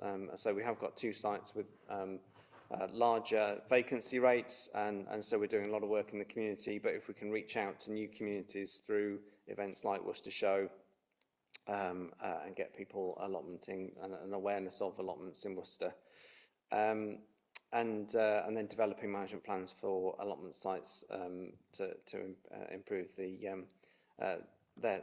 what's on offer within those sites.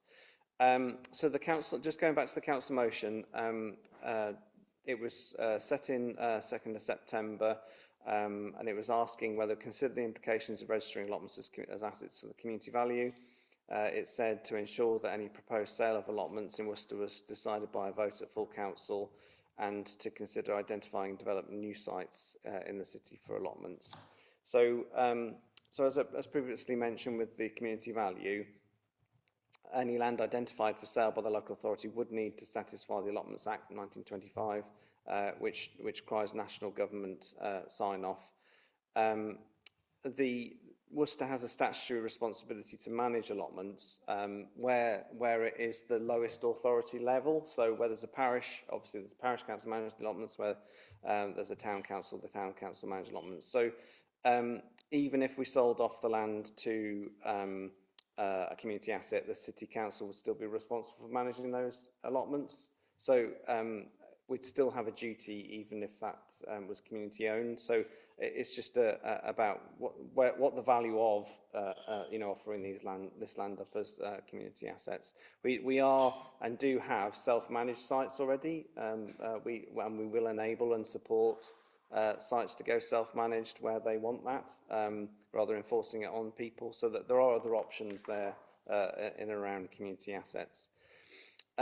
Looking at creating more allotment land, by creating if you're looking at a current public green space and you wanted to turn that into allotment land, you'd be effectively making that not public access anymore. You'd be taking that away from the local community. So we wouldn't consider from our, unless we're sort of made aware of a particular site to investigate, we wouldn't look to take public access land out of public access by turning it into allotment land, by the nature of our understanding of our suite of green spaces. So when we're looking inside the city council boundary and the assets that we have, we don't and we haven't identified any additional land where we could create more allotments within the city. Hence, most of the response to that request for looking at additional land would come through developer contributions from new housing estates, new land that either would become into public ownership or from changing land use, and that is covered quite well in very well in the South Worcestershire Development Plan, and of course with us looking to devolve status, we'll be looking to our neighbouring authorities and all their land that we could turn into allotments, and improve the offer through allotments for our residents.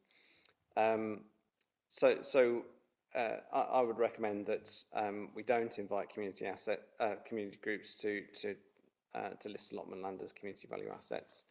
We have other ways that communities can take ownership of their allotments without additional burden to the council, and that we obviously use the South Worcestershire Development Plan to ensure that we accrue allotment land in future. So happy to take any questions on this. Councillor Mace. Thank you very much for the report, and thank you for going into the details about identifying and developing new sites, because I was going to raise that that was one of the points on the motion, but it's not mentioned at 9.1 in the report, so thank you for covering that. I think the main thing I wanted to raise was on point 9.10 on the bottom of page 118. It says that taking it to full council to sell off any allotment seems inefficient due to having to go via Environment Committee, Policy and Resources Committee anyway.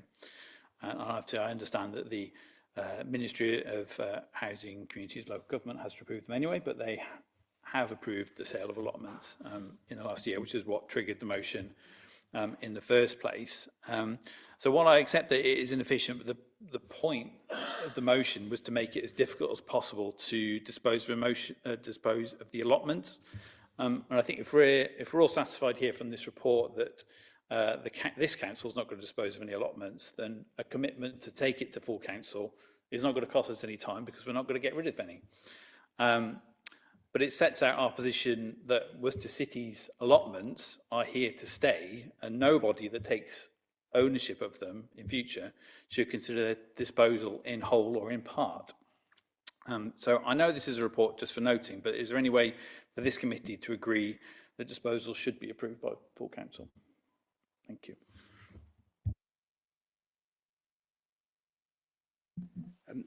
Chair, the matter was passed from council to this committee to debate and to agree, so I see no reason why Councillor Mace can't make that present that as a motion this evening to be voted upon. And if members support that, then that gets put in place. Do you want to make that as a formal recommendation to the committee for us to approve? Yes, please. If people are minded to support that, then yes, I would certainly like to have the recommendation that any disposal of allotments is approved by full council in future, please. Does everybody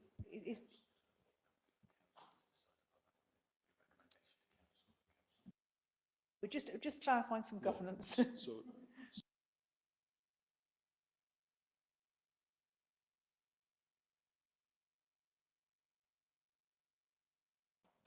did we reach clarity on that? We're going with my advice, Chair. So you're, to clarify, your advice is that the recommendation was to full council. Full council batted it to us.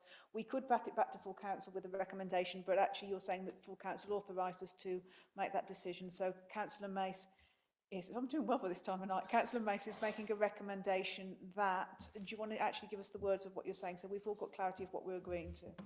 That any disposal of full council has to be approved. Any disposal of allotments in Worcester has to be approved by full council. All those in favour of any disposal of, does it, yes, do you need a second? Would you like to second this, Councillor Lewin? I'd like to second. Okay.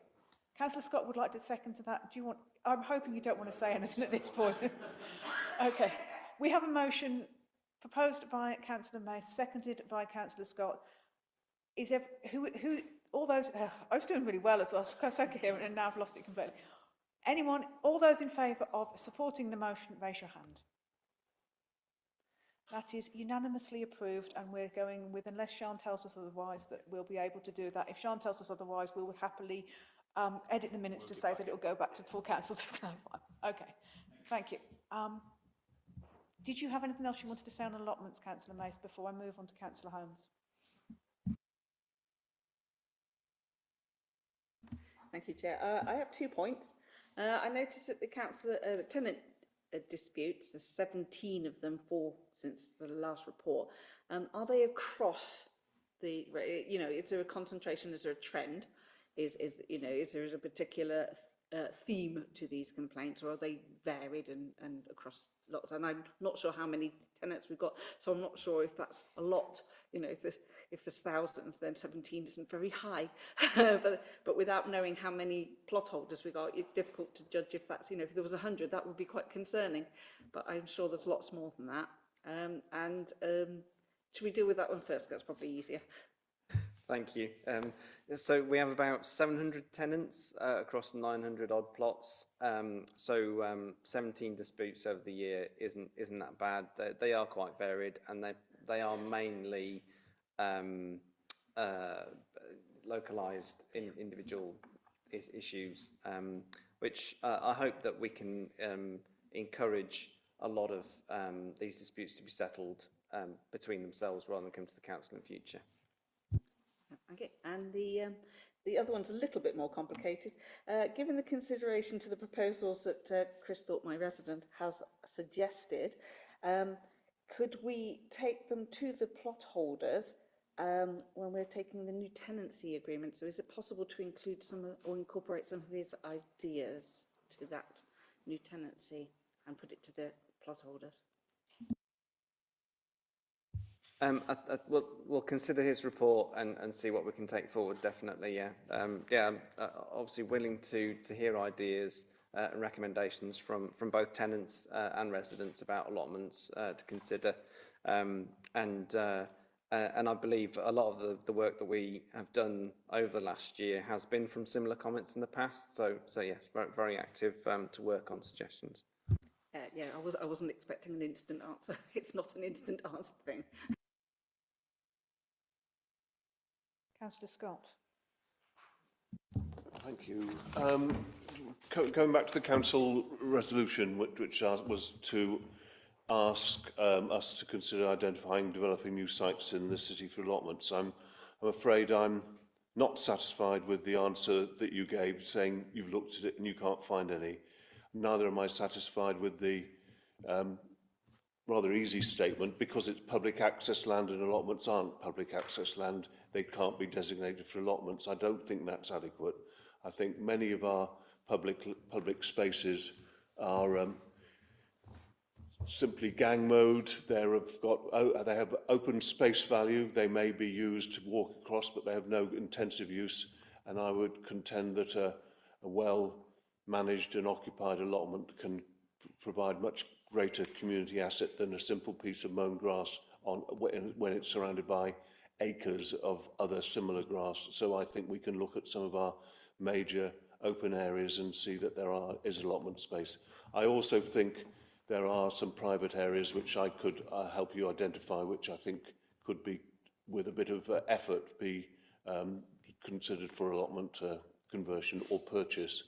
I would also suggest, if you look at the map of where our allotments are, apart from the one at Trotts Hill, which I believe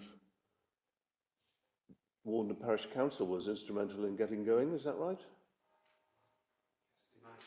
Yeah, they manage it. There'd been no other post-war sites or sites since the 1950s, probably. Our allotments are concentrated in the old city. We need to be making sure that there's new provision, particularly as the population continues to grow. And if necessary, I would even look outside the boundary for that. To say that there needs to be demand expressed. You don't talk about how the methodology of raising that demand. In my observation elsewhere, create an allotment and people will move in to fill it if you organise it right. I just don't believe there isn't demand. If you look at the community garden on Pitchcroft, which has about, I think, 60 volunteers learning the skills of gardening, and I'm sure looking to move on to new places to garden. With effort, we can encourage gardening in this city, and we should be doing so through our allotments movement. Thank you. Yeah, so I think I still stand by my policy that we wouldn't take public realm out of public realm to be allotments, because even if it is just mown green open space, that is still value for public open access rather than restricted access. I'm happy to be challenged over that going forwards. I didn't say there wasn't a demand for allotments, I don't think. But I am more than happy if you've got particular land that you think is more particularly to have a look at. I'm more than happy to look at and look at business cases to either purchase or change use to increase allotments. I think there was one other site, Langdale Drive, was a new allotment since post-war. I'm not sure about all the others, I haven't gone into detail, but no, this isn't a local authority that's saying we don't value allotmenting at all. We do value public open space, as we've seen in the biodiversity report and the tree strategy and other reports. But it's that managing that demand, because obviously it's limited resource, and we want to make sure it's got the best use of that resource. Anecdotally, there is alternatives to allotments. There are raised beds that you can have around streets where you can grow food. There are fruit trees you can have, and I know Platform Housing have looked at communal planting areas around the estates. So there are all sorts of ways that we can obviously encourage people to grow. I'm more than happy to look at encouraging those as well. Challenge accepted, and I welcome your response to it. But I'm going to ask a question first. How many, you probably don't know the figures offhand, but are site volunteers, the elections, are they generally contested, or is it more difficult to find people? I'm particularly thinking of the issues that Chris raised about equity in the election process, and I'd like to see some of his suggestions considered to ensure, or at least considered to make sure that there is equity in the process. But I just wondered, is it something that I'm imagining it's quite a hard job for somebody, you're asking somebody to do without the payment, that it's probably quite hard to find people. But you could tell me, are you telling me differently? Is it a hotly contested role that everybody wants to do? So over the last 12 months, we have had a bit of a catch-up to make sure that all sites have had the opportunity for people to take on the role as coordinator. But very few are contested. That's probably around that we've got some really good coordinators, and everyone values the work that they put in, because it is obviously time and effort that they're volunteering. We do have one election at the moment that's being contested, just to take us, which has just taken us beyond the end of this report, period. I think probably out of all the elections that we've run, we've only had 2 contested, and those are probably 1 and 2 people rather than 3. But yeah, we would consider a better way of running elections if we felt that we were unnecessarily giving bias to the incumbent person. Thank you. I mean, I sort of assume that it's more of a case of reviewing the policy than actually being implemented on a lot of occasions, but I do think that's an important one. Councillor Rudge. Thank you, Chair. At the risk of sounding like a cracked record, broken record, or both, when the land was needed for the Mugger, which was just off Brecon Avenue in St Nicholas Ward, the problem of unadopted land was solved miraculously within weeks. And they got that through and they got the Mugger set up. I would love to do the same with community gardens in that area. And I don't believe that it isn't possible to get those problems solved. We've done it before. We've seen how quickly it can be done when there is the will to do it.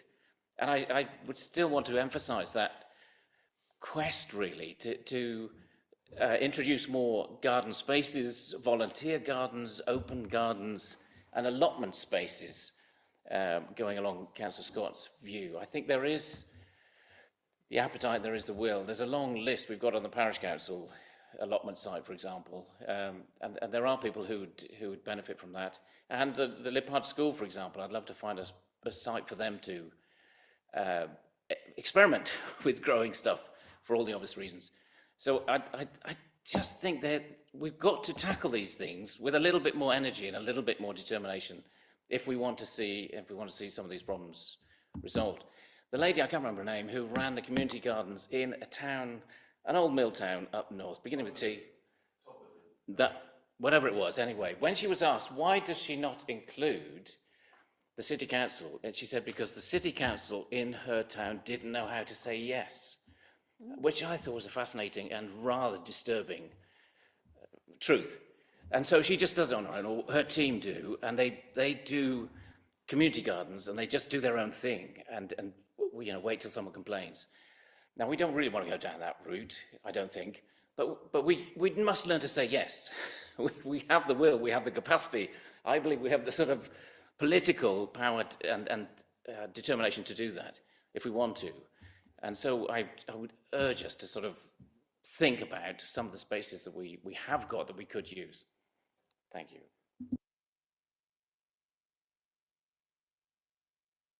I don't think there's a particular officer response to that. Does anybody else? Councillor Lewin.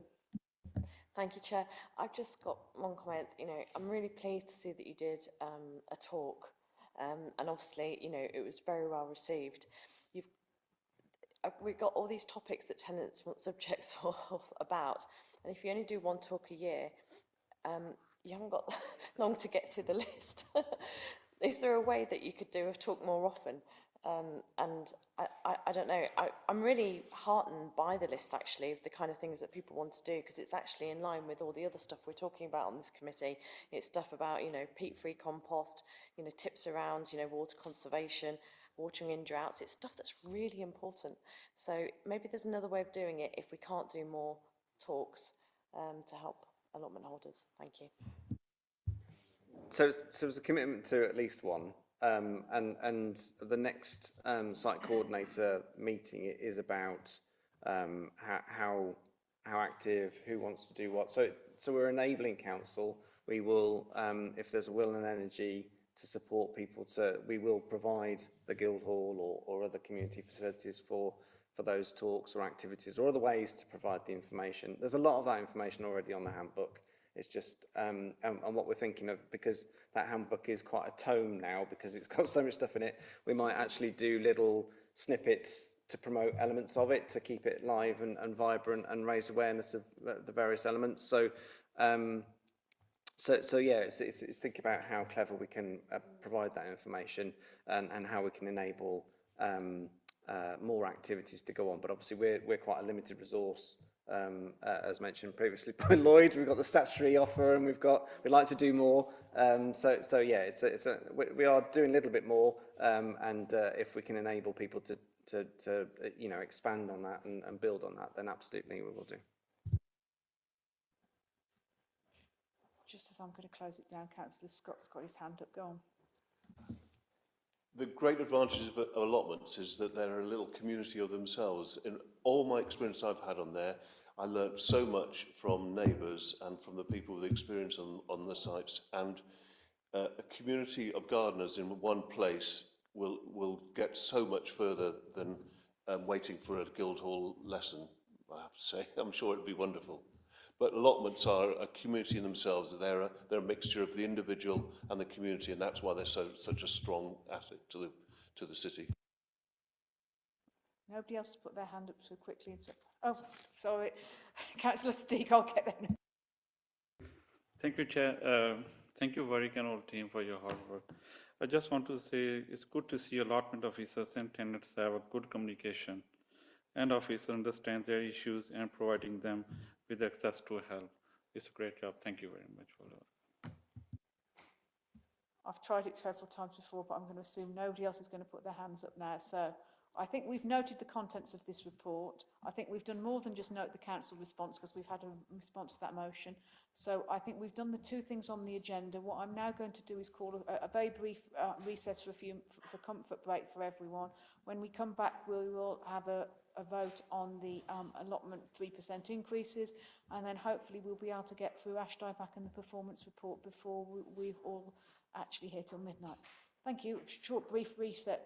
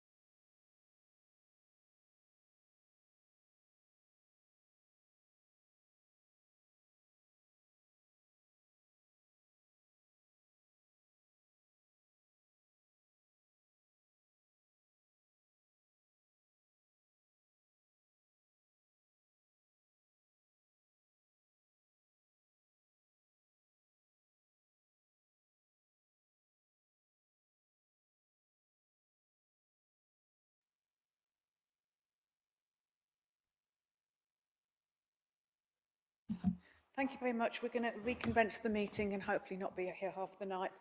I think we had covered off the allotment report apart from the fees and charges issue. As officers pointed out to me, in order to actually be having a vote on this, we need a formal recommendation.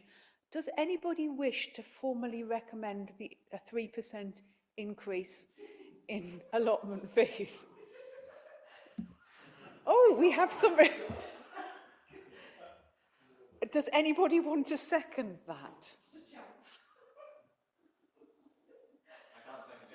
You can't second it. So I'm sorry, actually, John, you can't propose that because I don't think anybody is willing to second that.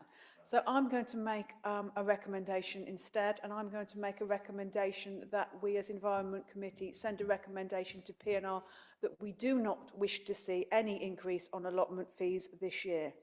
Does anybody want to second that? Councillor Lewing.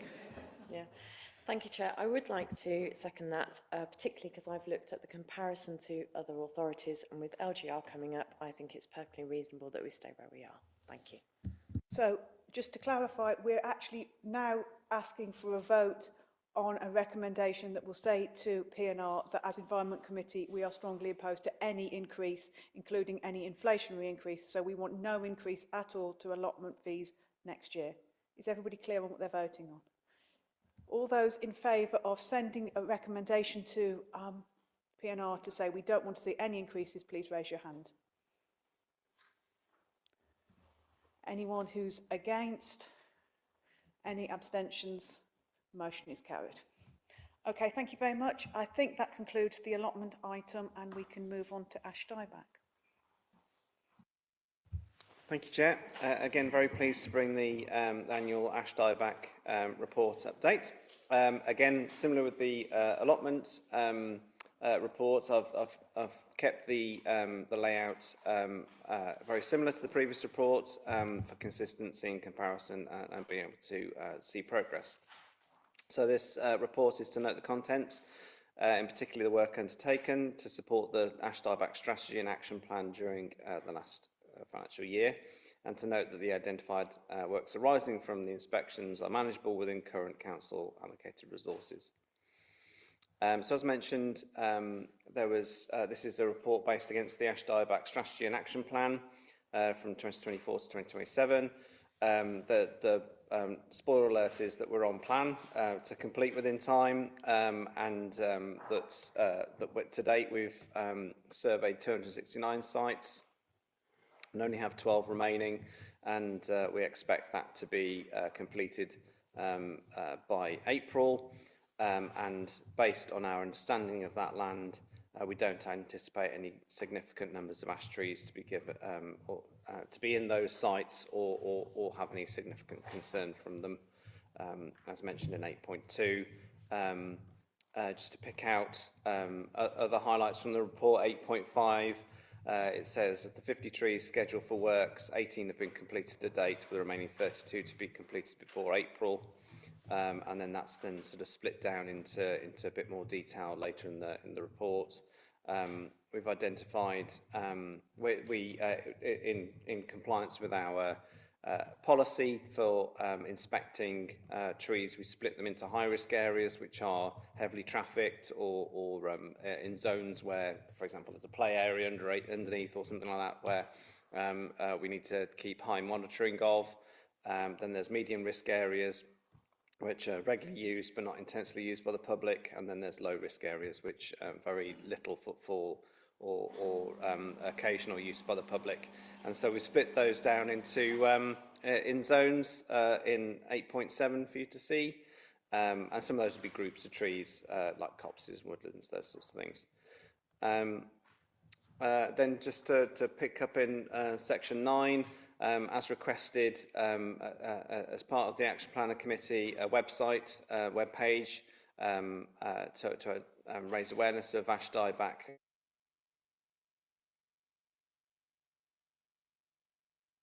That request as part of the action plan, and as mentioned at the top of the report in 10.4, that we believe the remaining surveys and work to be delivered to deliver the action plan can be done within existing team resources and revenue.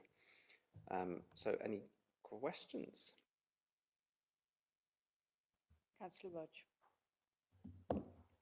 final point on unadopted land. It's a serious point because Tolladine Wood, to my knowledge, correct me if I'm wrong, is unadopted, and yet we still manage it as a city council. Can you clarify that as to why? Sorry, I didn't press.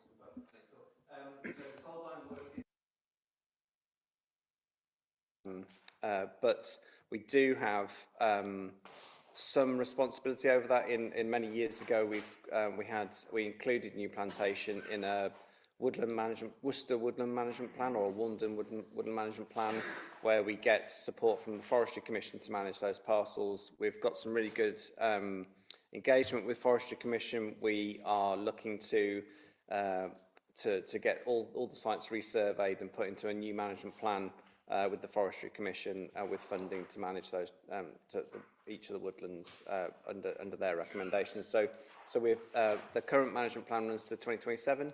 Engaging with the Forestry Commission now means that we're in a good position to have the management plans succeed, flow straight through, and continue to receive that funding from the Forestry Commission, which has mainly been around Hazel Coppicing in the three ancient woodlands, but obviously supporting works in New Plantation over the years. Councillor Cross. Thank you, Chair. Yes, I commend the work being done to tackle this problem, and I'm mightily relieved that a more conservationist approach has been taken compared to initial advice a few years ago. And so, yeah, well managed. I've had, thankfully, not too many residents getting in touch with concerns related to ash dieback. So, yeah, what I would welcome, please, a request, if we could add some pictures or some guidance documents, perhaps. I remember there's that really useful staging document, I think it was from another county down south, about identification of ash dieback and severity, so that the general public are more aware and more informed, and then they can be more helpful to us.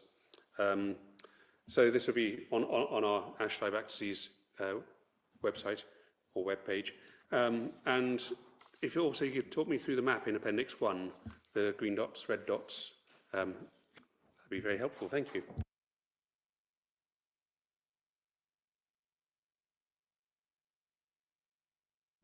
So yeah, this is just an update report, hence I'm not putting all the appendices with all the different documents in it. So hence it not including the phase retrenchment. So the map in Appendix 1 is the software that the tree officer uses when surveying the trees. And obviously it's zoomed out to give you. It was just to give you an indication of what they've been doing. So the colours will relate to identified works that need doing to those trees, and I think London Wood is highlighted in there probably as an area to survey. Not that there's much ash in there, but so yeah, it was just to give you a flavour of where the ash trees have been plotted to date, with just those few left to do, just to give you a bit of visual representation of what's been going on. Thank you. So it's an activity map, basically. Yeah, it's the software that he uses to inspect the trees has produced that map. Yeah. Councillor Mace. Did you? Councillor Cross looks like he needs to say something else first. Yeah, there was a request about some pictorial information on the City Council web page, because there's no images there. And a picture is worth 1,000 words. Thank you. Yeah, certainly. I'm happy to look at that. Yeah, thank you. Thank you. Your level of your confused expression meant we realised we hadn't fully answered the question there. Councillor Mace. Thank you. I'm always very happy to give way to Councillor Cross. I think just referring back to the map on page 141 in Appendix 1, I think when I've listened to a lot of the conversations about ash dieback, a lot of the concern has been around ash trees in Warner villages. But actually, what I haven't appreciated until this map was in there, so I'm very grateful that it appears the highest concentration and number of ash trees is actually in Ashwood Cemetery in my ward. So I'm grateful to see all the work, and we haven't identified many trees that need work. I guess it is there, with all the zoning that's gone on, do we have any idea of how are the trees in Ashwood Cemetery compared to the rest of the city? That's probably a bit more detail that I've got hands on, but the Ashwood Cemetery would be treated, a lot of Ashwood Cemetery would be treated as a high footfall area, so will be surveyed more regularly. I know we have done some work and identified work on some of the ash trees in there, but with it being a mature landscape with very little change in environment, I would have thought it's pretty stable for those trees. The water table's not changing, there's no exposure to winds and change in humidity and that sort of thing. So we'll have to check with Warren to give a definitive, but I'm pretty confident that we've done a little bit of work in there, but we haven't gone in doing lots and lots of work in Ashwood. But as I say, it will be treated as a high footfall area, so we'll be doing lots of inspections in there. Given where we were a couple of years with this, I think it is a real positive story of where we've come to. Did anybody else want to ask any questions? If not, I think we have noted the contents of the report and the identified works that are planned. If there's nothing else, I think we can just note that this is a positive news story, and let's just hope that it continues that way. So thank you very much, Warwick. And then we will go on to the final item on the agenda today, the Q3 performance report. Sorry, Sandra, you get very much the graveyard slot at this point. One thing that is an advantage, I'll just give Sandra a minute to settle herself down. One thing I think that is an advantage of the performance report is there should be a lot of commentary in the report that should mean that there are less needs for questions, because hopefully you've all read that in detail and that we've answered a lot, or we, as in Sandra and her team, have actually answered a lot of those explanations that we'd be looking for in that narrative in the document. Thank you, Chair. Yeah, I will keep it brief. I appreciate we've gone through quite a fair number of reports today. There was just, it was quite positive, this scorecard, because we've got quite a lot of greens on there and very few in the reds and the ambers. So it's quite a positive quarter that we are reporting on. I just want to draw attention to the household waste recycled and the residual household waste collected, and I think that the narrative on the recycled may not have come through on the report. Whilst it is still showing red, we have had some positive improvements and we are moving in the right direction, and hopefully over the next few quarters we're hoping that we'll be able to see some significant movement in that. And I think that is very much contributing from our new waste recycling comms and education officer, who is doing quite a lot of work across the city as a whole. In particular, you may have seen quite a lot of the social media messages that she's been putting out, and I think they've been quite positive and receiving quite a lot of traffic along our mediums that we are using. And she's now looking at some of the dedicated work that we're trying to pull off from the county's analysis of our waste composition. So she is going to be looking at working alongside some of our ward members in the areas where we want to look at increasing that recycling, but also the reduction in contamination. And we are hoping to bring a report to committee at a future meeting of the work that's been going on. But it is early days, but I think it is looking quite positive, even though we are showing reds in those particular areas. And the other one that I do want to draw attention to is the dog and litter bins, because I think we have done quite a lot of work around this area, and we've seen quite a lot of good green progress over the last few quarters. So I was really disappointed to see that it was reflected as an amber. I think some of that is we've just recently relocated the dog and litter bins within the city cleansing team. So I think some of that is around that reporting lines, etc. And we do want to look at that technology. So that's an ask of the team in the next coming quarters. So I think that has sort of dipped our performance. But equally, I think now we've numbered the bins, and it's easy to report with the QR codes. We are seeing an increase in reporting as well. So I think that has also marred us a little bit in this quarter. But I think overall, the scorecard is looking extremely positive, and I think that's testament to the work that the teams are currently doing on the grounds. So if you have any questions. Councillor Rudge. Thank you, Chair. I've tried reporting bins by, scanning the QR code, and even with my IT skills, I managed to do it. My daughter then tried, and the next time we saw her, she said, why is it so complicated? And, why does it take so long? You've got to put in your email address and details and blah, blah, blah. And it does seem, I don't know why that information is needed quite. I welcome the whole process because it does make it much easier to say it's bin 23 or whatever. You can do the QR code, sometimes not always. Is there any way, do we need all that information, or can we make it quicker? I can go back and look at that information. I need to just double check what we're collecting, why we're collecting it, and can I come back to you on that one? And I will come back to you. It was just overflowing, reporting overflowing bins, that's all. Councillor Sobchak. Thanks, Chair. Looking at the recycled-in percentages compared with residual waste, I had to have a replacement bin a few weeks ago, and I got a smaller one, the grey bin. And I'm wondering if that's impacting on the proportions. If there's a high turnover of wheel bins that are being replaced with a smaller grey bin, then some of the items that used to fit in a wheeled bin, which arguably might not have been appropriate, but larger things, may be taken to the civic community sites separately. So I'm wondering if it's so small a figure that it's not something you can detect, or whether some of the increase in recycling is actually due to having smaller residual bins.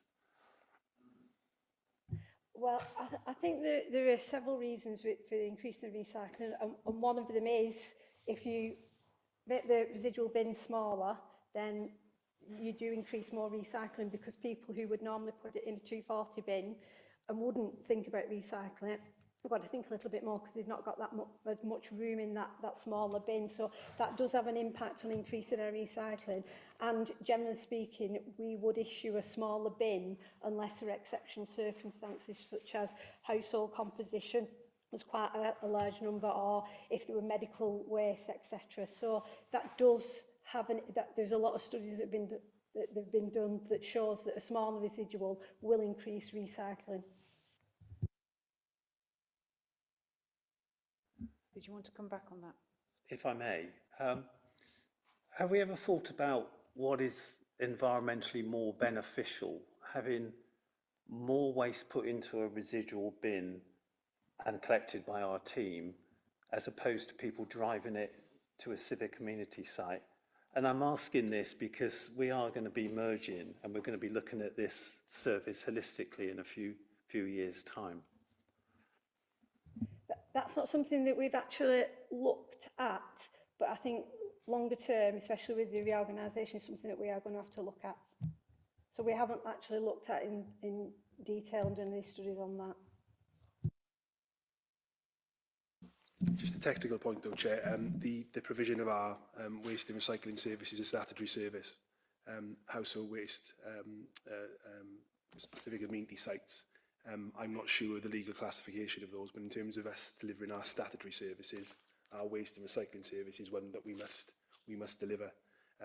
So the question of inefficiency or efficiency, in some ways, again, is a bit of a moot point, because we have to deliver a door-to-door domestic collection service.